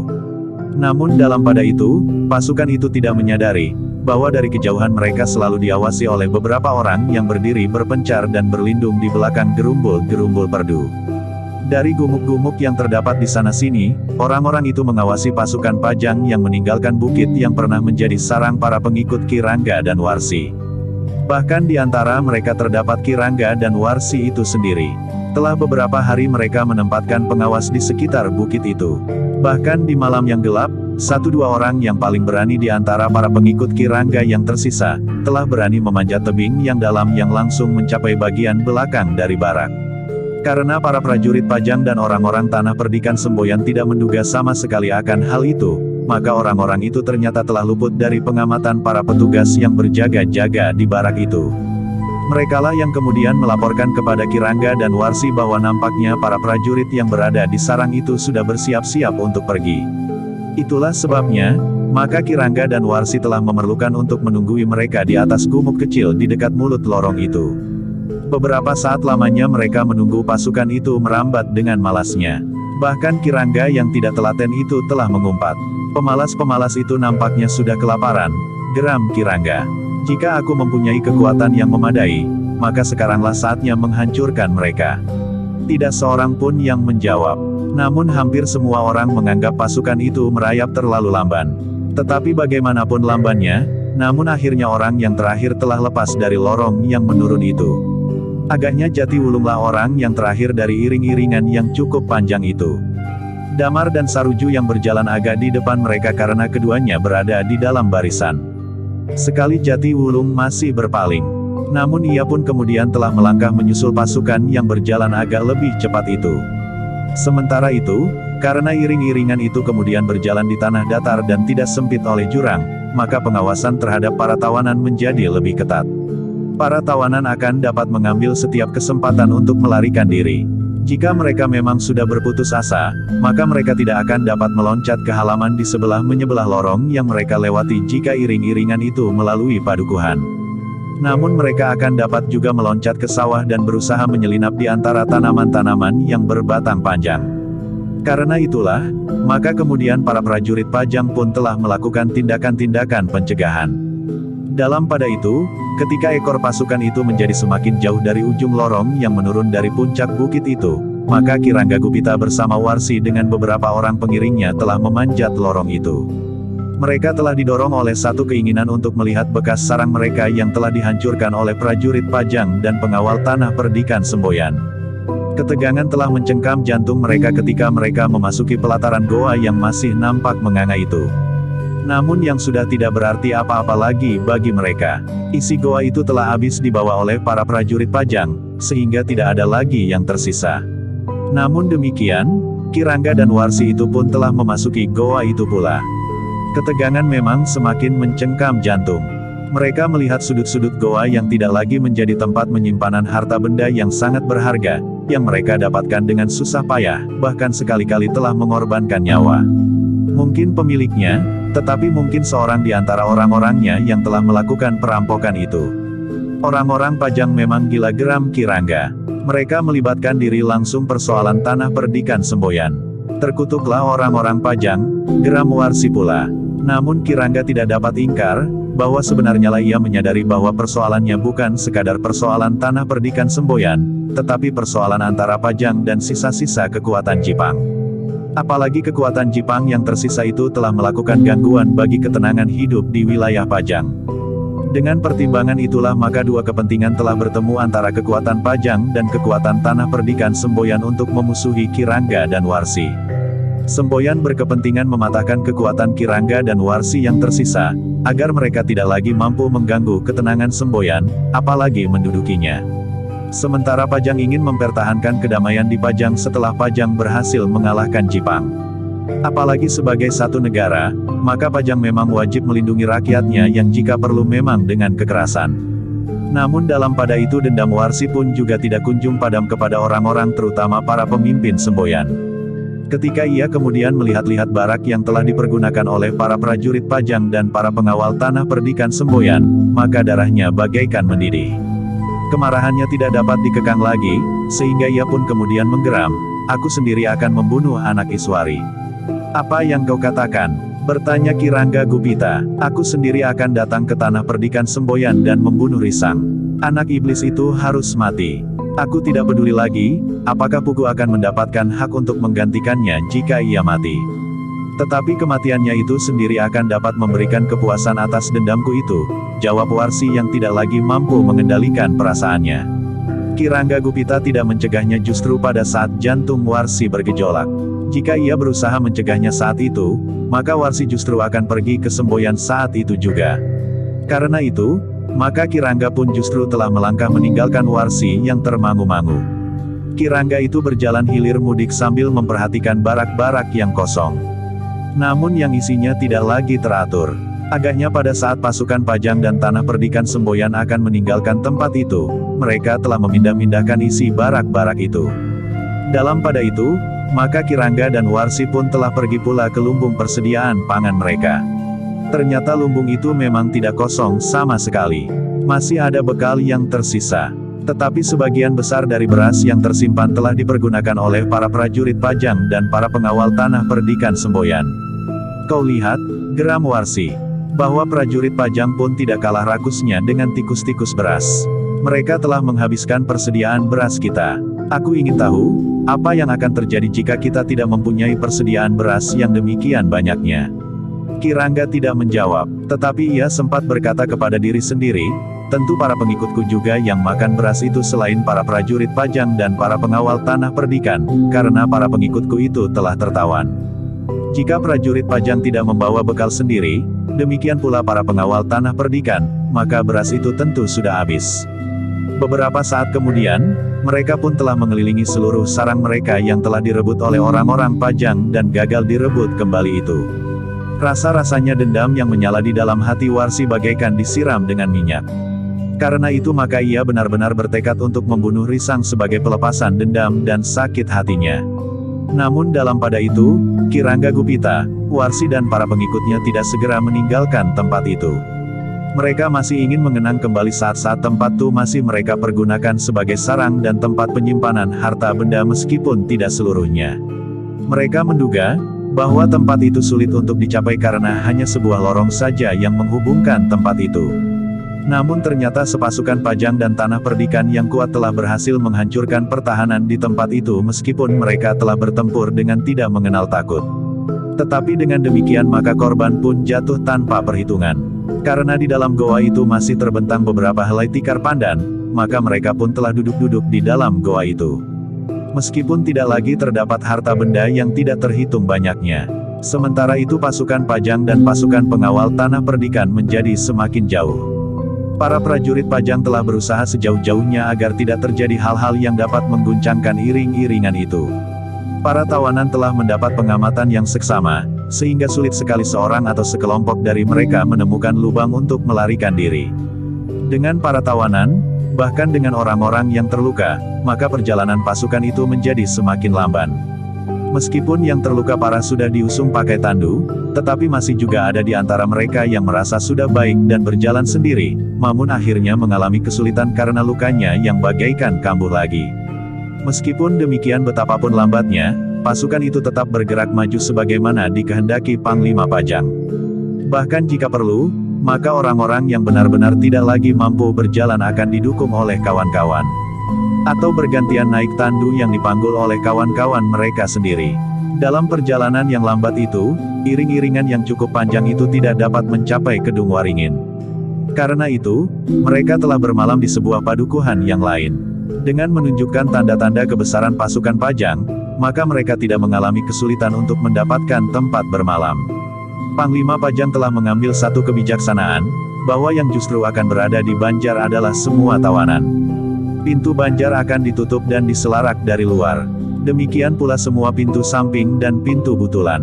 Dengan demikian maka para prajurit akan menjadi lebih mudah mengawasi mereka. Sementara itu prajurit justru berada di pendapa dan di serambi. Serambi depan, serambi samping dan bahkan di serambi belakang.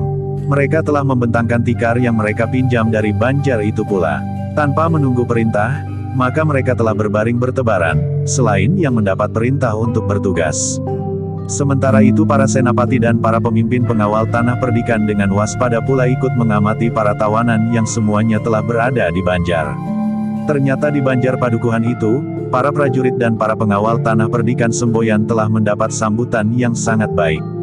Ki Bekel padukuhan itu telah memerintahkan sekelompok perempuan untuk menyiapkan makan dan minum bagi para prajurit, para pengawal namun juga para tawanan. Di Banjar itu, dengan tiba-tiba telah terjadi kesibukan seolah-olah Banjar itu baru saja dipergunakan untuk sebuah peralatan. Di mana-mana terdapat seorang yang berbaring kelelahan. Apalagi mereka yang memang masih dalam perawatan karena luka-luka mereka. Lewat tengah malam, makan dan minuman itu baru siap. Namun ternyata bahwa justru karena itu, maka makanan dan minuman itu terasa nikmat sekali, meskipun makanan itu tidak lebih dari nasi bungkus. Iring-iringan itu hanya bermalam semalam di padukuhan itu. Pagi-pagi benar mereka meneruskan perjalanan. Meskipun mereka akan sampai ke Kademangan Kedung Waringin sebelum matahari mendekati punggung bukit, tetapi agaknya Senapati Pajang itu pun telah memutuskan bahwa mereka juga akan bermalam di Kademangan Kedung Waringin. Di Kedung Waringin nanti, pasukan itu akan terbagi. Iring-iringan itu kemudian menelusuri jalan-jalan yang menghubungkan antara padukuhan-padukuhan dengan menarik banyak perhatian. Tetapi hampir setiap orang mengenali bahwa iring-iringan itu adalah prajurit Pajang yang membawa tawanan. Demikianlah, ketika pasukan itu memasuki Kademangan Waringin, maka mereka telah diterima oleh Demang Kedung Waringin di Banjar Kademangan.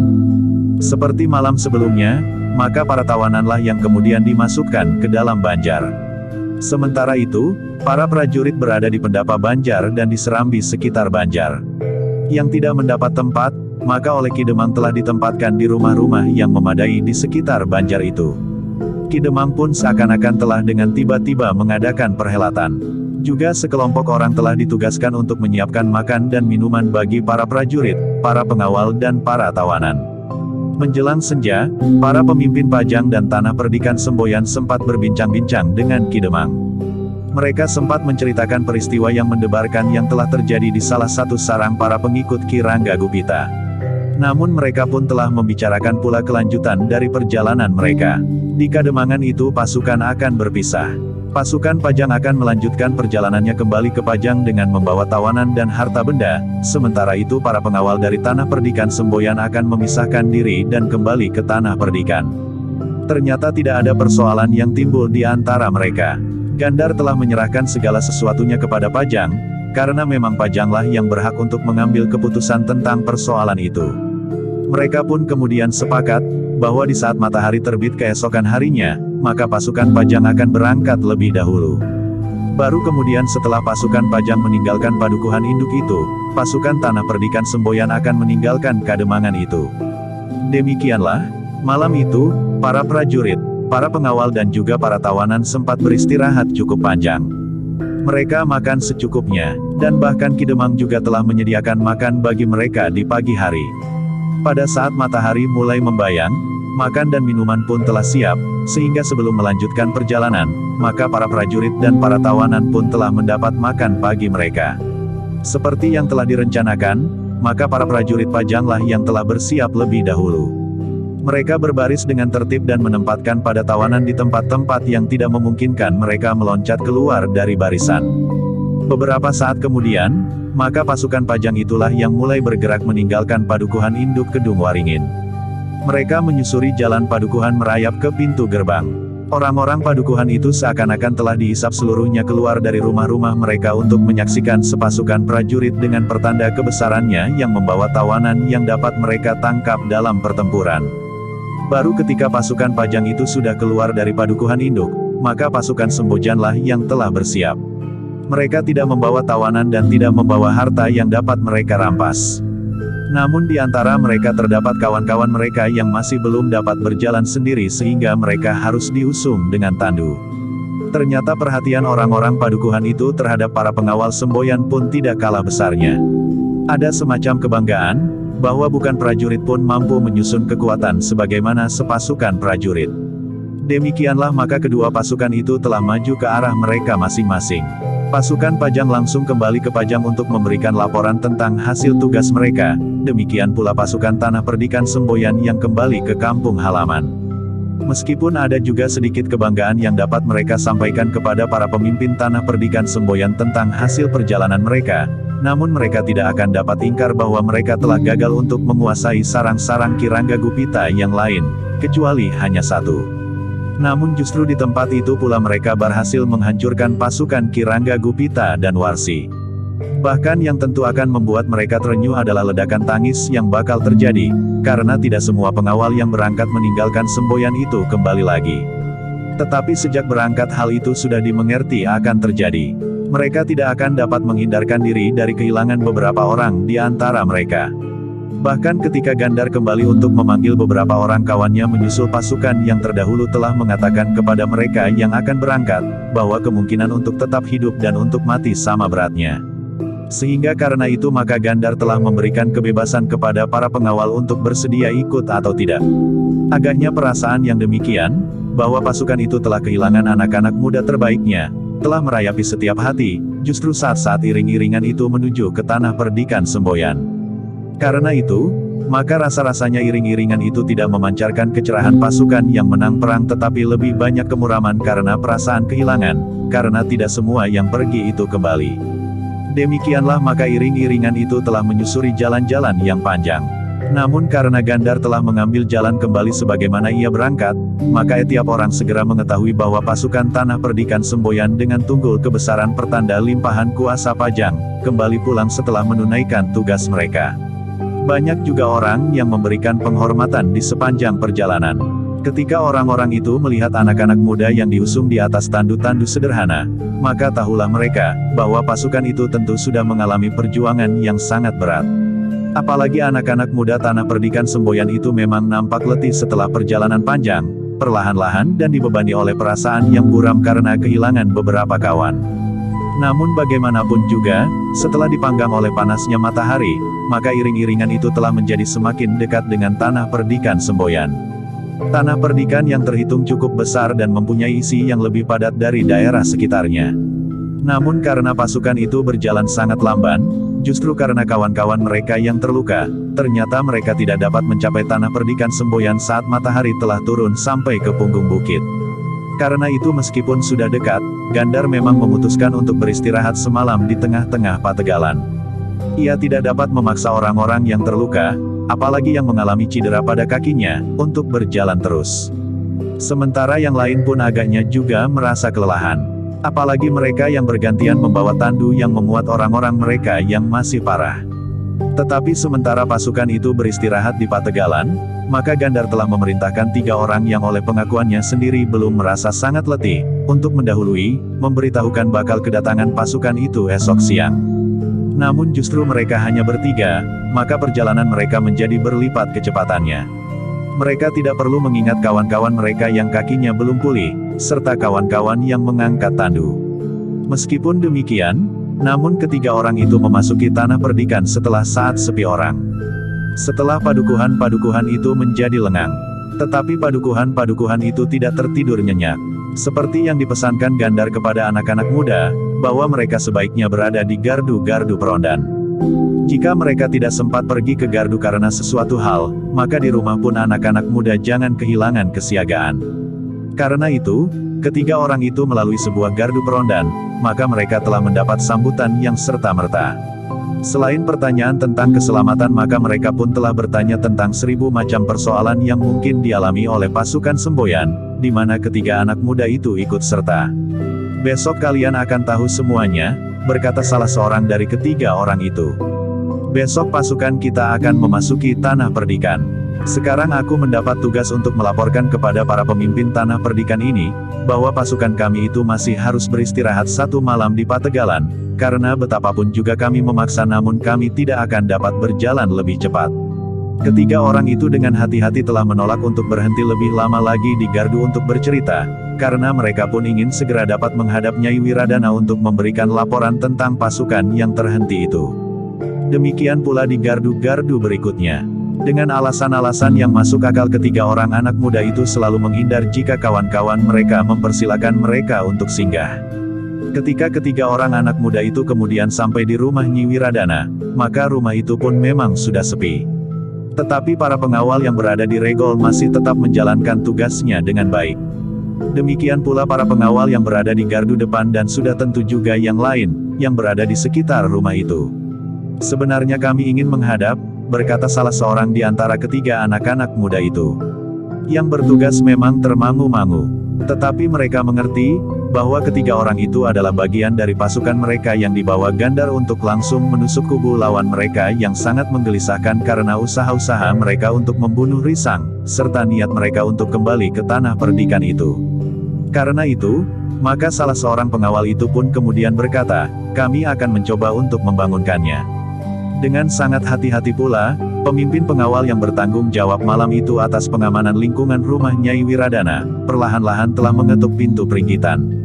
Ia tidak tahu dengan tepat, di mana Nyai Wiradana tidur, karena kadang-kadang ia tidur sendiri, namun kadang-kadang ia tidur di bilik Risang yang tidak diketahui oleh banyak orang, karena kecemasan ibunya, bahwa pada suatu ketika dapat saja seseorang memasuki rumahnya di malam hari lewat jendela yang tidak sewajarnya. Setelah beberapa kali mengetuk, maka yang terdengar adalah batuk-batuk seorang laki-laki. Nah, berkata pemimpin peronda itu, sudah ada yang terbangun. Jika bukan Kiai Badra, tentu Kiai Soka. Ketiga orang pengawal yang baru datang itu mengangguk-angguk. Mereka merasa aman bahwa kedua orang tua itu masih tetap berada di tanah perdikan. Karena dalam keadaan yang kemelut ini, keduanya memang sangat dibutuhkan. Agaknya mereka pun sadar, sehingga mereka tidak segera kembali ke padepokan mereka masing-masing. Ketika sekali lagi pengawal itu mengetuk perlahan-lahan, maka terdengar langkah kaki mendekati daun pintu. Dengan suara berat orang di dalam pintu itu bertanya, "Siapa di luar?" "Kami, para peronda," jawab pemimpin pengawal itu. "Para peronda," terasa perasaan heran terloncat pada nada suaranya. "Ada sesuatu yang penting yang ingin kami sampaikan," jawab pemimpin kelompok pengawal yang sedang bertugas meronda itu. Sejenak kemudian maka pintu peringgitan itu pun terbuka. Yang nampak berdiri di belakang pintu itu ternyata adalah Kiai Badra. "Oh," pemimpin peronda itu bergeser selangkah mundur. "Kami mohon maaf Kiai, bahwa kami mengganggu Kiai. Namun kami terpaksa melakukan karena ketiga orang kawan kami yang ikut serta dalam pasukan Gandar telah datang dan ingin menghadap Nyi Wiradana." Kiai Badra mengangguk-angguk. Katanya, "Jadi 3 orang di antara mereka telah datang?" "Ya Kiai," jawab pemimpin peronda itu. "Mereka ingin segera melaporkan diri kepada Nyi Wiradana, mungkin juga laporan-laporan yang lain pun akan disampaikan juga." "Baiklah," berkata Kiai Badra. "Marilah, duduklah di ruang dalam saja." Pemimpin peronda itu telah membawa 3 orang itu masuk. Mereka kemudian dipersilakan duduk oleh Kiai Badra, sementara itu maka orang tua itu pun berkata, "Aku akan membangunkan Iswari." Demikianlah, maka sejenak kemudian, bukan saja Iswari telah duduk bersama mereka, tetapi juga Kiai Badra, Nyai Soka yang dibangunkan pula. "Kenapa kalian hanya bertiga?" bertanya Iswari. "Maaf Nyai," jawab salah seorang di antara mereka. "Pasukan kami terhenti ketika matahari mulai terbenam. Sementara itu kami bertiga mendapat tugas untuk mendahului dan melaporkan bahwa besok lewat tengah hari pasukan kami akan memasuki tanah perdikan." Iswari mengerutkan keningnya. Katanya, "Jika pada saat begini kalian sudah memasuki padukuhan induk ini, bukankah itu berarti jaraknya sudah tidak terlalu jauh lagi? Kenapa mereka tidak terus saja kembali ke tanah perdikan ini?" Ketiga orang itu memahami pertanyaan Iswari. Karena itu seorang di antara mereka berkata, "Nyai, jaraknya sebenarnya memang sudah tidak terlalu jauh lagi. Tetapi keadaan pasukan kami tidak memungkinkan lagi untuk berjalan terus." Wajah Iswari menjadi tegang. Namun anak muda yang memberikan laporan itu menyadari bahwa Iswari menjadi gelisah karenanya. Karena itu, maka ia pun segera memberikan penjelasan tentang keadaan pasukan pengawal tanah perdikan. Iswari dan orang-orang tua di tanah perdikan itu pun mendengarkan laporan itu dengan seksama. Dengan jelas mereka mendapat gambaran apa yang telah terjadi dan bagaimana kedudukan pasukan mereka kemudian. Iswari mengangguk-angguk. Ketegangannya pun telah berkurang, meskipun ia tidak menjadi terlalu gembira karenanya. Iswari telah mendengar laporan bahwa keadaan pasukannya memang letih. Apalagi bahwa tanah perdikan semboyan terpaksa melepaskan sebagian dari anak-anaknya yang terbaik. Ketika laporan anak muda itu selesai, maka Iswari pun kemudian menarik nafas dalam-dalam. "Baiklah," berkata Iswari, "kami akan menerima pasukan itu besok di halaman Banjar yang lebih luas dari halaman rumah ini. Mudah-mudahan keadaan pasukan itu tidak mengejutkan seisi tanah perdikan ini." "Mungkin juga mengejutkan, Iswari," berkata Kiai Badra. "Tetapi tentu tidak akan terlalu banyak berpengaruh atas tata kehidupan di tanah perdikan ini. Apalagi setiap orang, setiap ibu yang melepaskan anaknya dan setiap istri yang melepaskan suaminya, telah dibekali dengan persiapan batin, bahwa hal seperti ini akan mungkin terjadi. Meskipun kita pun dapat mengerti, bahwa seseorang akan tetap bersedih, bahwa yang terjadi itu telah menimpa dirinya." Iswari mengangguk-angguk. Sementara itu Kiai Soka berkata, "Tetapi kita tidak mempunyai pilihan lagi. Anak-anak muda pun tidak mempunyai pilihan lain. Namun kita wajib untuk selalu mengenang pengorbanan yang telah mereka berikan bagi kampung halaman ini. Jika kemudian tanah perdikan ini menjadi sejahtera, maka pengorbanan anak-anak tercinta itu merupakan salah satu alas dari keberhasilan tanah perdikan ini." "Sebenarnya lah demikian kakek," desis Iswari. "Lalu, Baiklah, sekarang terserah kalian. Apakah kalian akan menunggu besok di mulut lorong, di bawah pintu gerbang, atau kalian akan kembali menyongsong mereka dan memberitahukan bahwa mereka akan diterima di dalam Banjar, tidak di halaman rumah ini? Ketiga orang itu saling berpandangan. Namun kemudian seorang di antara mereka menjawab, besok pagi-pagi benar kami akan menyongsong mereka. Jika demikian, sebaiknya kalian beristirahat. Apakah kalian akan kembali di rumah kalian masing-masing atau kalian akan tidur saja di sini? Sebaiknya kalian belum perlu pulang lebih dahulu. Jika kalian pulang, maka kalian akan dikerumuni oleh tetangga-tetangga kalian yang bertanya tentang anak laki-lakinya atau tentang suaminya atau tentang keluarganya yang lain yang ikut serta dalam pasukan itu, berkata Iswari kemudian. Ketiganya termangu-mangu. Sementara itu Kiai Badra berkata, sebaiknya kalian tetap di sini. Agaknya kalian tidak akan terlalu banyak terganggu. Sambil mengangguk-angguk seorang di antara mereka bertiga menjawab, baiklah, kami akan berada di sini Nyai. Besok pagi-pagi benar menjelang fajar, kami akan pergi. Agaknya di sini kami tidak akan terlalu banyak terganggu. Namun belum lagi mulutnya terkatup, mereka telah dikejutkan oleh suara orang banyak di luar. Seorang peronda kemudian memberitahukan bahwa beberapa orang telah memasuki halaman. Mereka segera ingin tahu, bagaimana keadaan pasukan yang telah agak lama meninggalkan tanah perdikan itu. Iswari menarik nafas dalam-dalam. Katanya, ternyata dugaan kita keliru. Di sini pun kalian telah didatangi banyak orang yang ingin segera tahu berita tentang sanak kadang mereka. Tetapi sebaiknya kalian tidak menemui mereka dan tidak mengatakan sesuatu tentang pasukan itu. Seorang di antara ketiga orang itu pun menyahut, "Ya Nyai. Ketika kami memasuki padepokan yang pertama dari tanah perdikan ini kami sudah melewati gardu peronda, sehingga kami telah dihentikan mereka yang sedang meronda untuk menjawab beberapa pertanyaan. Tetapi kami memang mengatakan kepada mereka, bahwa pasukan itu akan segera datang. Sebaiknya mereka menunggu saja sampai pasukan itu datang." Jadi orang-orang itu tentu mendengar dari para peronda. Agaknya kau tidak hanya di padukuhan pertama saja melewati gardu, tetapi tentu di hampir setiap padukuhan, berkata Iswari. Agaknya memang demikian Nyai, jawab salah seorang di antara ketiga anak muda itu. Nyai Wiradana mengangguk-angguk, lalu katanya, baiklah, pergilah ke bilik di samping.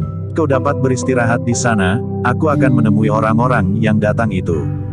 Ketiga orang itu termangu-mangu. Namun Kiai Badralah yang kemudian berkata, marilah. Kita akan pergi ke bilik itu. Kiai Badra pun kemudian telah bangkit dan melangkah keluar ruang dalam diikuti oleh ketiga orang anak muda itu.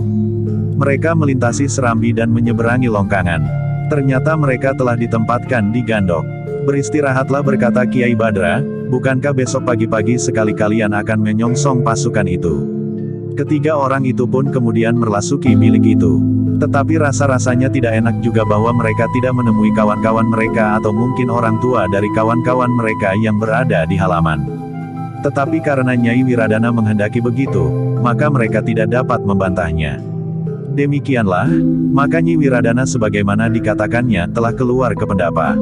Ternyata di halaman menjadi semakin banyak orang yang datang untuk mendapat berita dari keluarga, sanak kadang dan sahabat-sahabat mereka yang telah pergi ke Medan. Namun Iswarilah yang kemudian berkata di hadapan mereka, sayang Kisanak. Ketiga anak itu terlalu letih. Ia sekarang sedang tidur di gandok. Besok menjelang pagi mereka harus sudah menyongsong pasukan yang bakal datang. Sementara itu ternyata ketiga orang anak itu tidak terlalu banyak mengingat apa yang telah terjadi.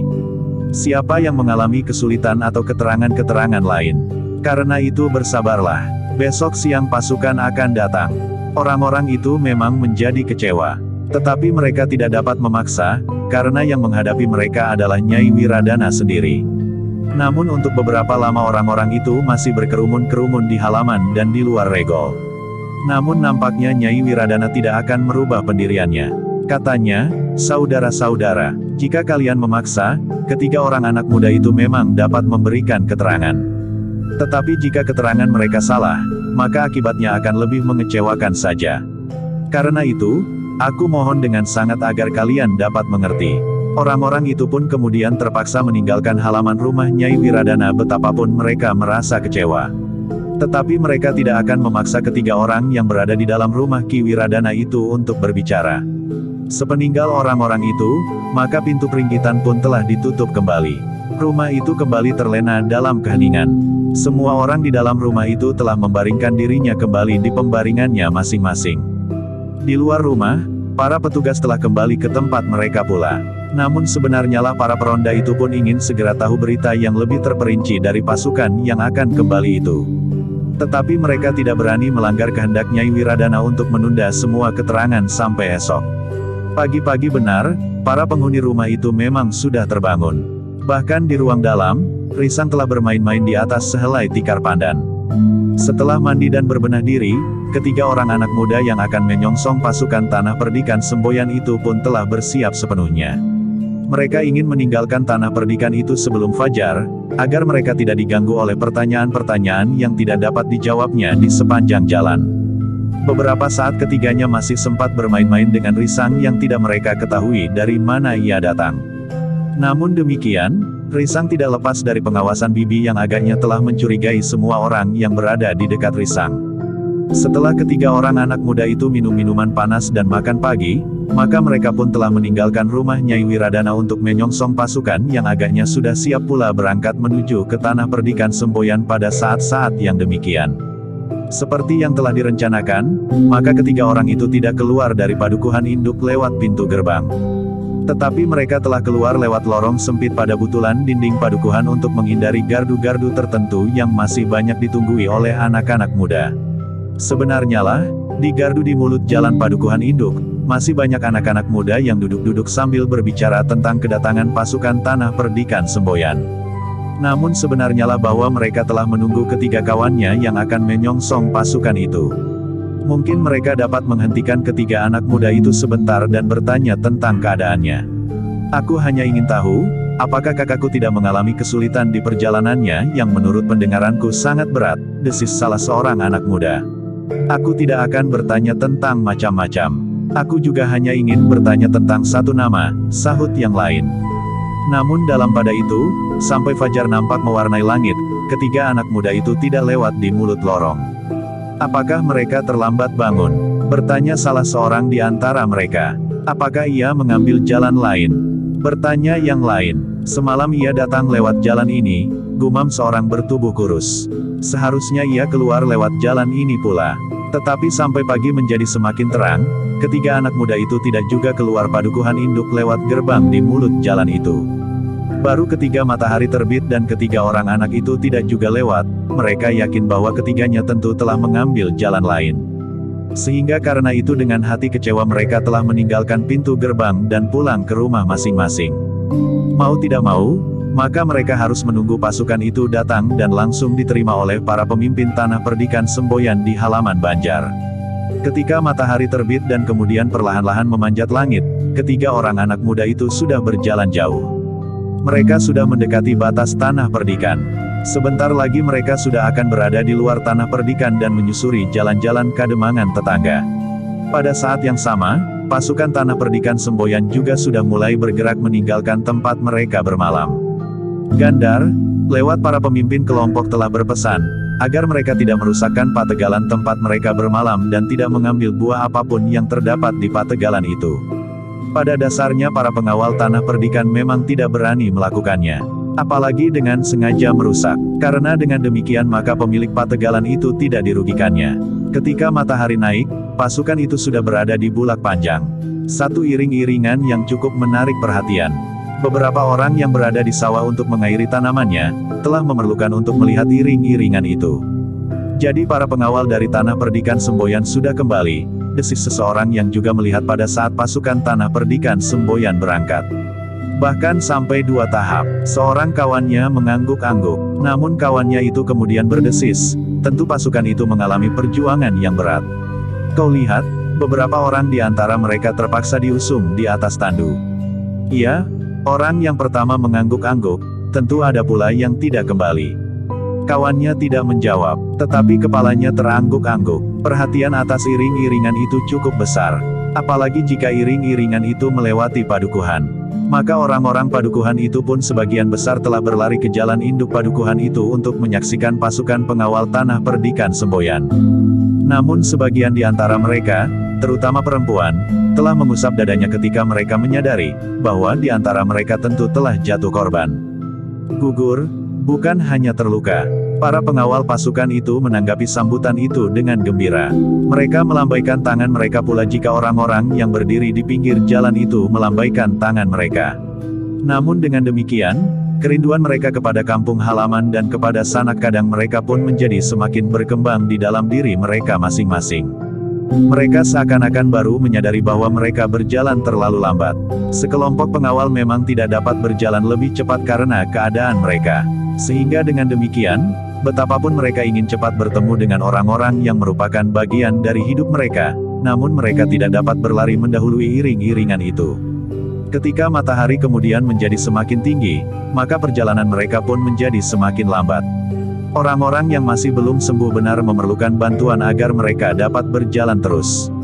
Sementara para pengawal yang memikul tandu harus bergantian pula dengan kawan-kawan mereka yang lain. Meskipun mengalami berbagai macam hambatan dari isi pasukan itu sendiri, namun pasukan itu telah berjalan terus sesuai dengan rencana. Mereka tidak akan berhenti lagi di perjalanan yang tersisa itu. Beberapa saat kemudian, maka pasukan itu telah bertemu dengan ketiga orang yang telah mendahului kembali ke tanah perdikan untuk memberitahukan bahwa pasukannya baru akan datang hari itu. Kepada Gandar ketiga orang itu segera melaporkan hasil perjalanan mereka. Nyai Wiradana memerintahkan pasukan itu untuk langsung memasuki halaman Banjar. Nyai Wiradana dan para pemimpin tanah perdikan akan menerima pasukan itu di halaman Banjar yang lebih luas dari halaman rumah Nyai Wiradana. Gandar mengangguk-angguk. Sementara itu ketiga orang itu pun telah melaporkan pula, bahwa mereka masih belum menjawab pertanyaan-pertanyaan dari orang-orang semboyan tentang keadaan pasukannya. Ternyata bahwa Nyai Wiradana pun telah menganjurkan pula kepada mereka untuk berbuat demikian agar tidak menimbulkan persoalan bagi orang-orang tanah perdikan terlalu awal. Kesedihan tentu tidak akan dapat dihindarkan, berkata seorang dari ketiga orang itu. Tetapi Nyai Wiradana menghendaki keterangan itu pasti dan dapat dipertanggungjawabkan. Bukan sekadar ingatan yang mungkin keliru. Gandar mengangguk-angguk, ia dapat membayangkan suasana yang akan dihadapi di tanah perdikan. Demikianlah maka pasukan itu telah berjalan lagi perlahan-lahan. Mereka baru akan sampai di tanah perdikan menjelang sore hari. Namun isi pasukan itu telah menyatakan kesediaan mereka, bahwa mereka tidak akan berhenti lagi sampai saatnya mereka sampai di tanah perdikan. Seperti yang mereka rencanakan, maka mereka pun berjalan terus meskipun keringat telah membasahi tubuh mereka. Meskipun yang masih belum sembuh benar-benar merasakan betapa pedih lukanya. Dan meskipun orang-orang yang mengusung tandu di pundaknya mulai merasa sakit. Ketika beberapa orang yang luka mulai mengeluh, maka kawan-kawan mereka telah membantu mereka berjalan sambil berkata, "Bukankah perjalanan kita tinggal beberapa puluh langkah saja?" "Iya," desis seorang yang luka di lambungnya masih terasa pedih. "Tinggal beberapa puluh, tetapi beberapa itu dapat berarti tanpa hitungan." "Marilah, aku bantu kau," desis kawannya. Orang yang masih merasakan lukanya pedih itu tidak menjawab. Tetapi ia sendiri memang ingin cepat sampai di Banjar. Barangkali ia akan segera menjatuhkan dirinya dan berbaring di lantai meskipun tanpa alas sekalipun. Demikianlah maka ketika matahari mulai turun, pasukan itu benar-benar telah melihat dari seberang bulak yang panjang, ujung dari tanah perdikannya. Tanpa disadari, demikian mereka muncul di bulak panjang itu, beberapa orang telah bersorak.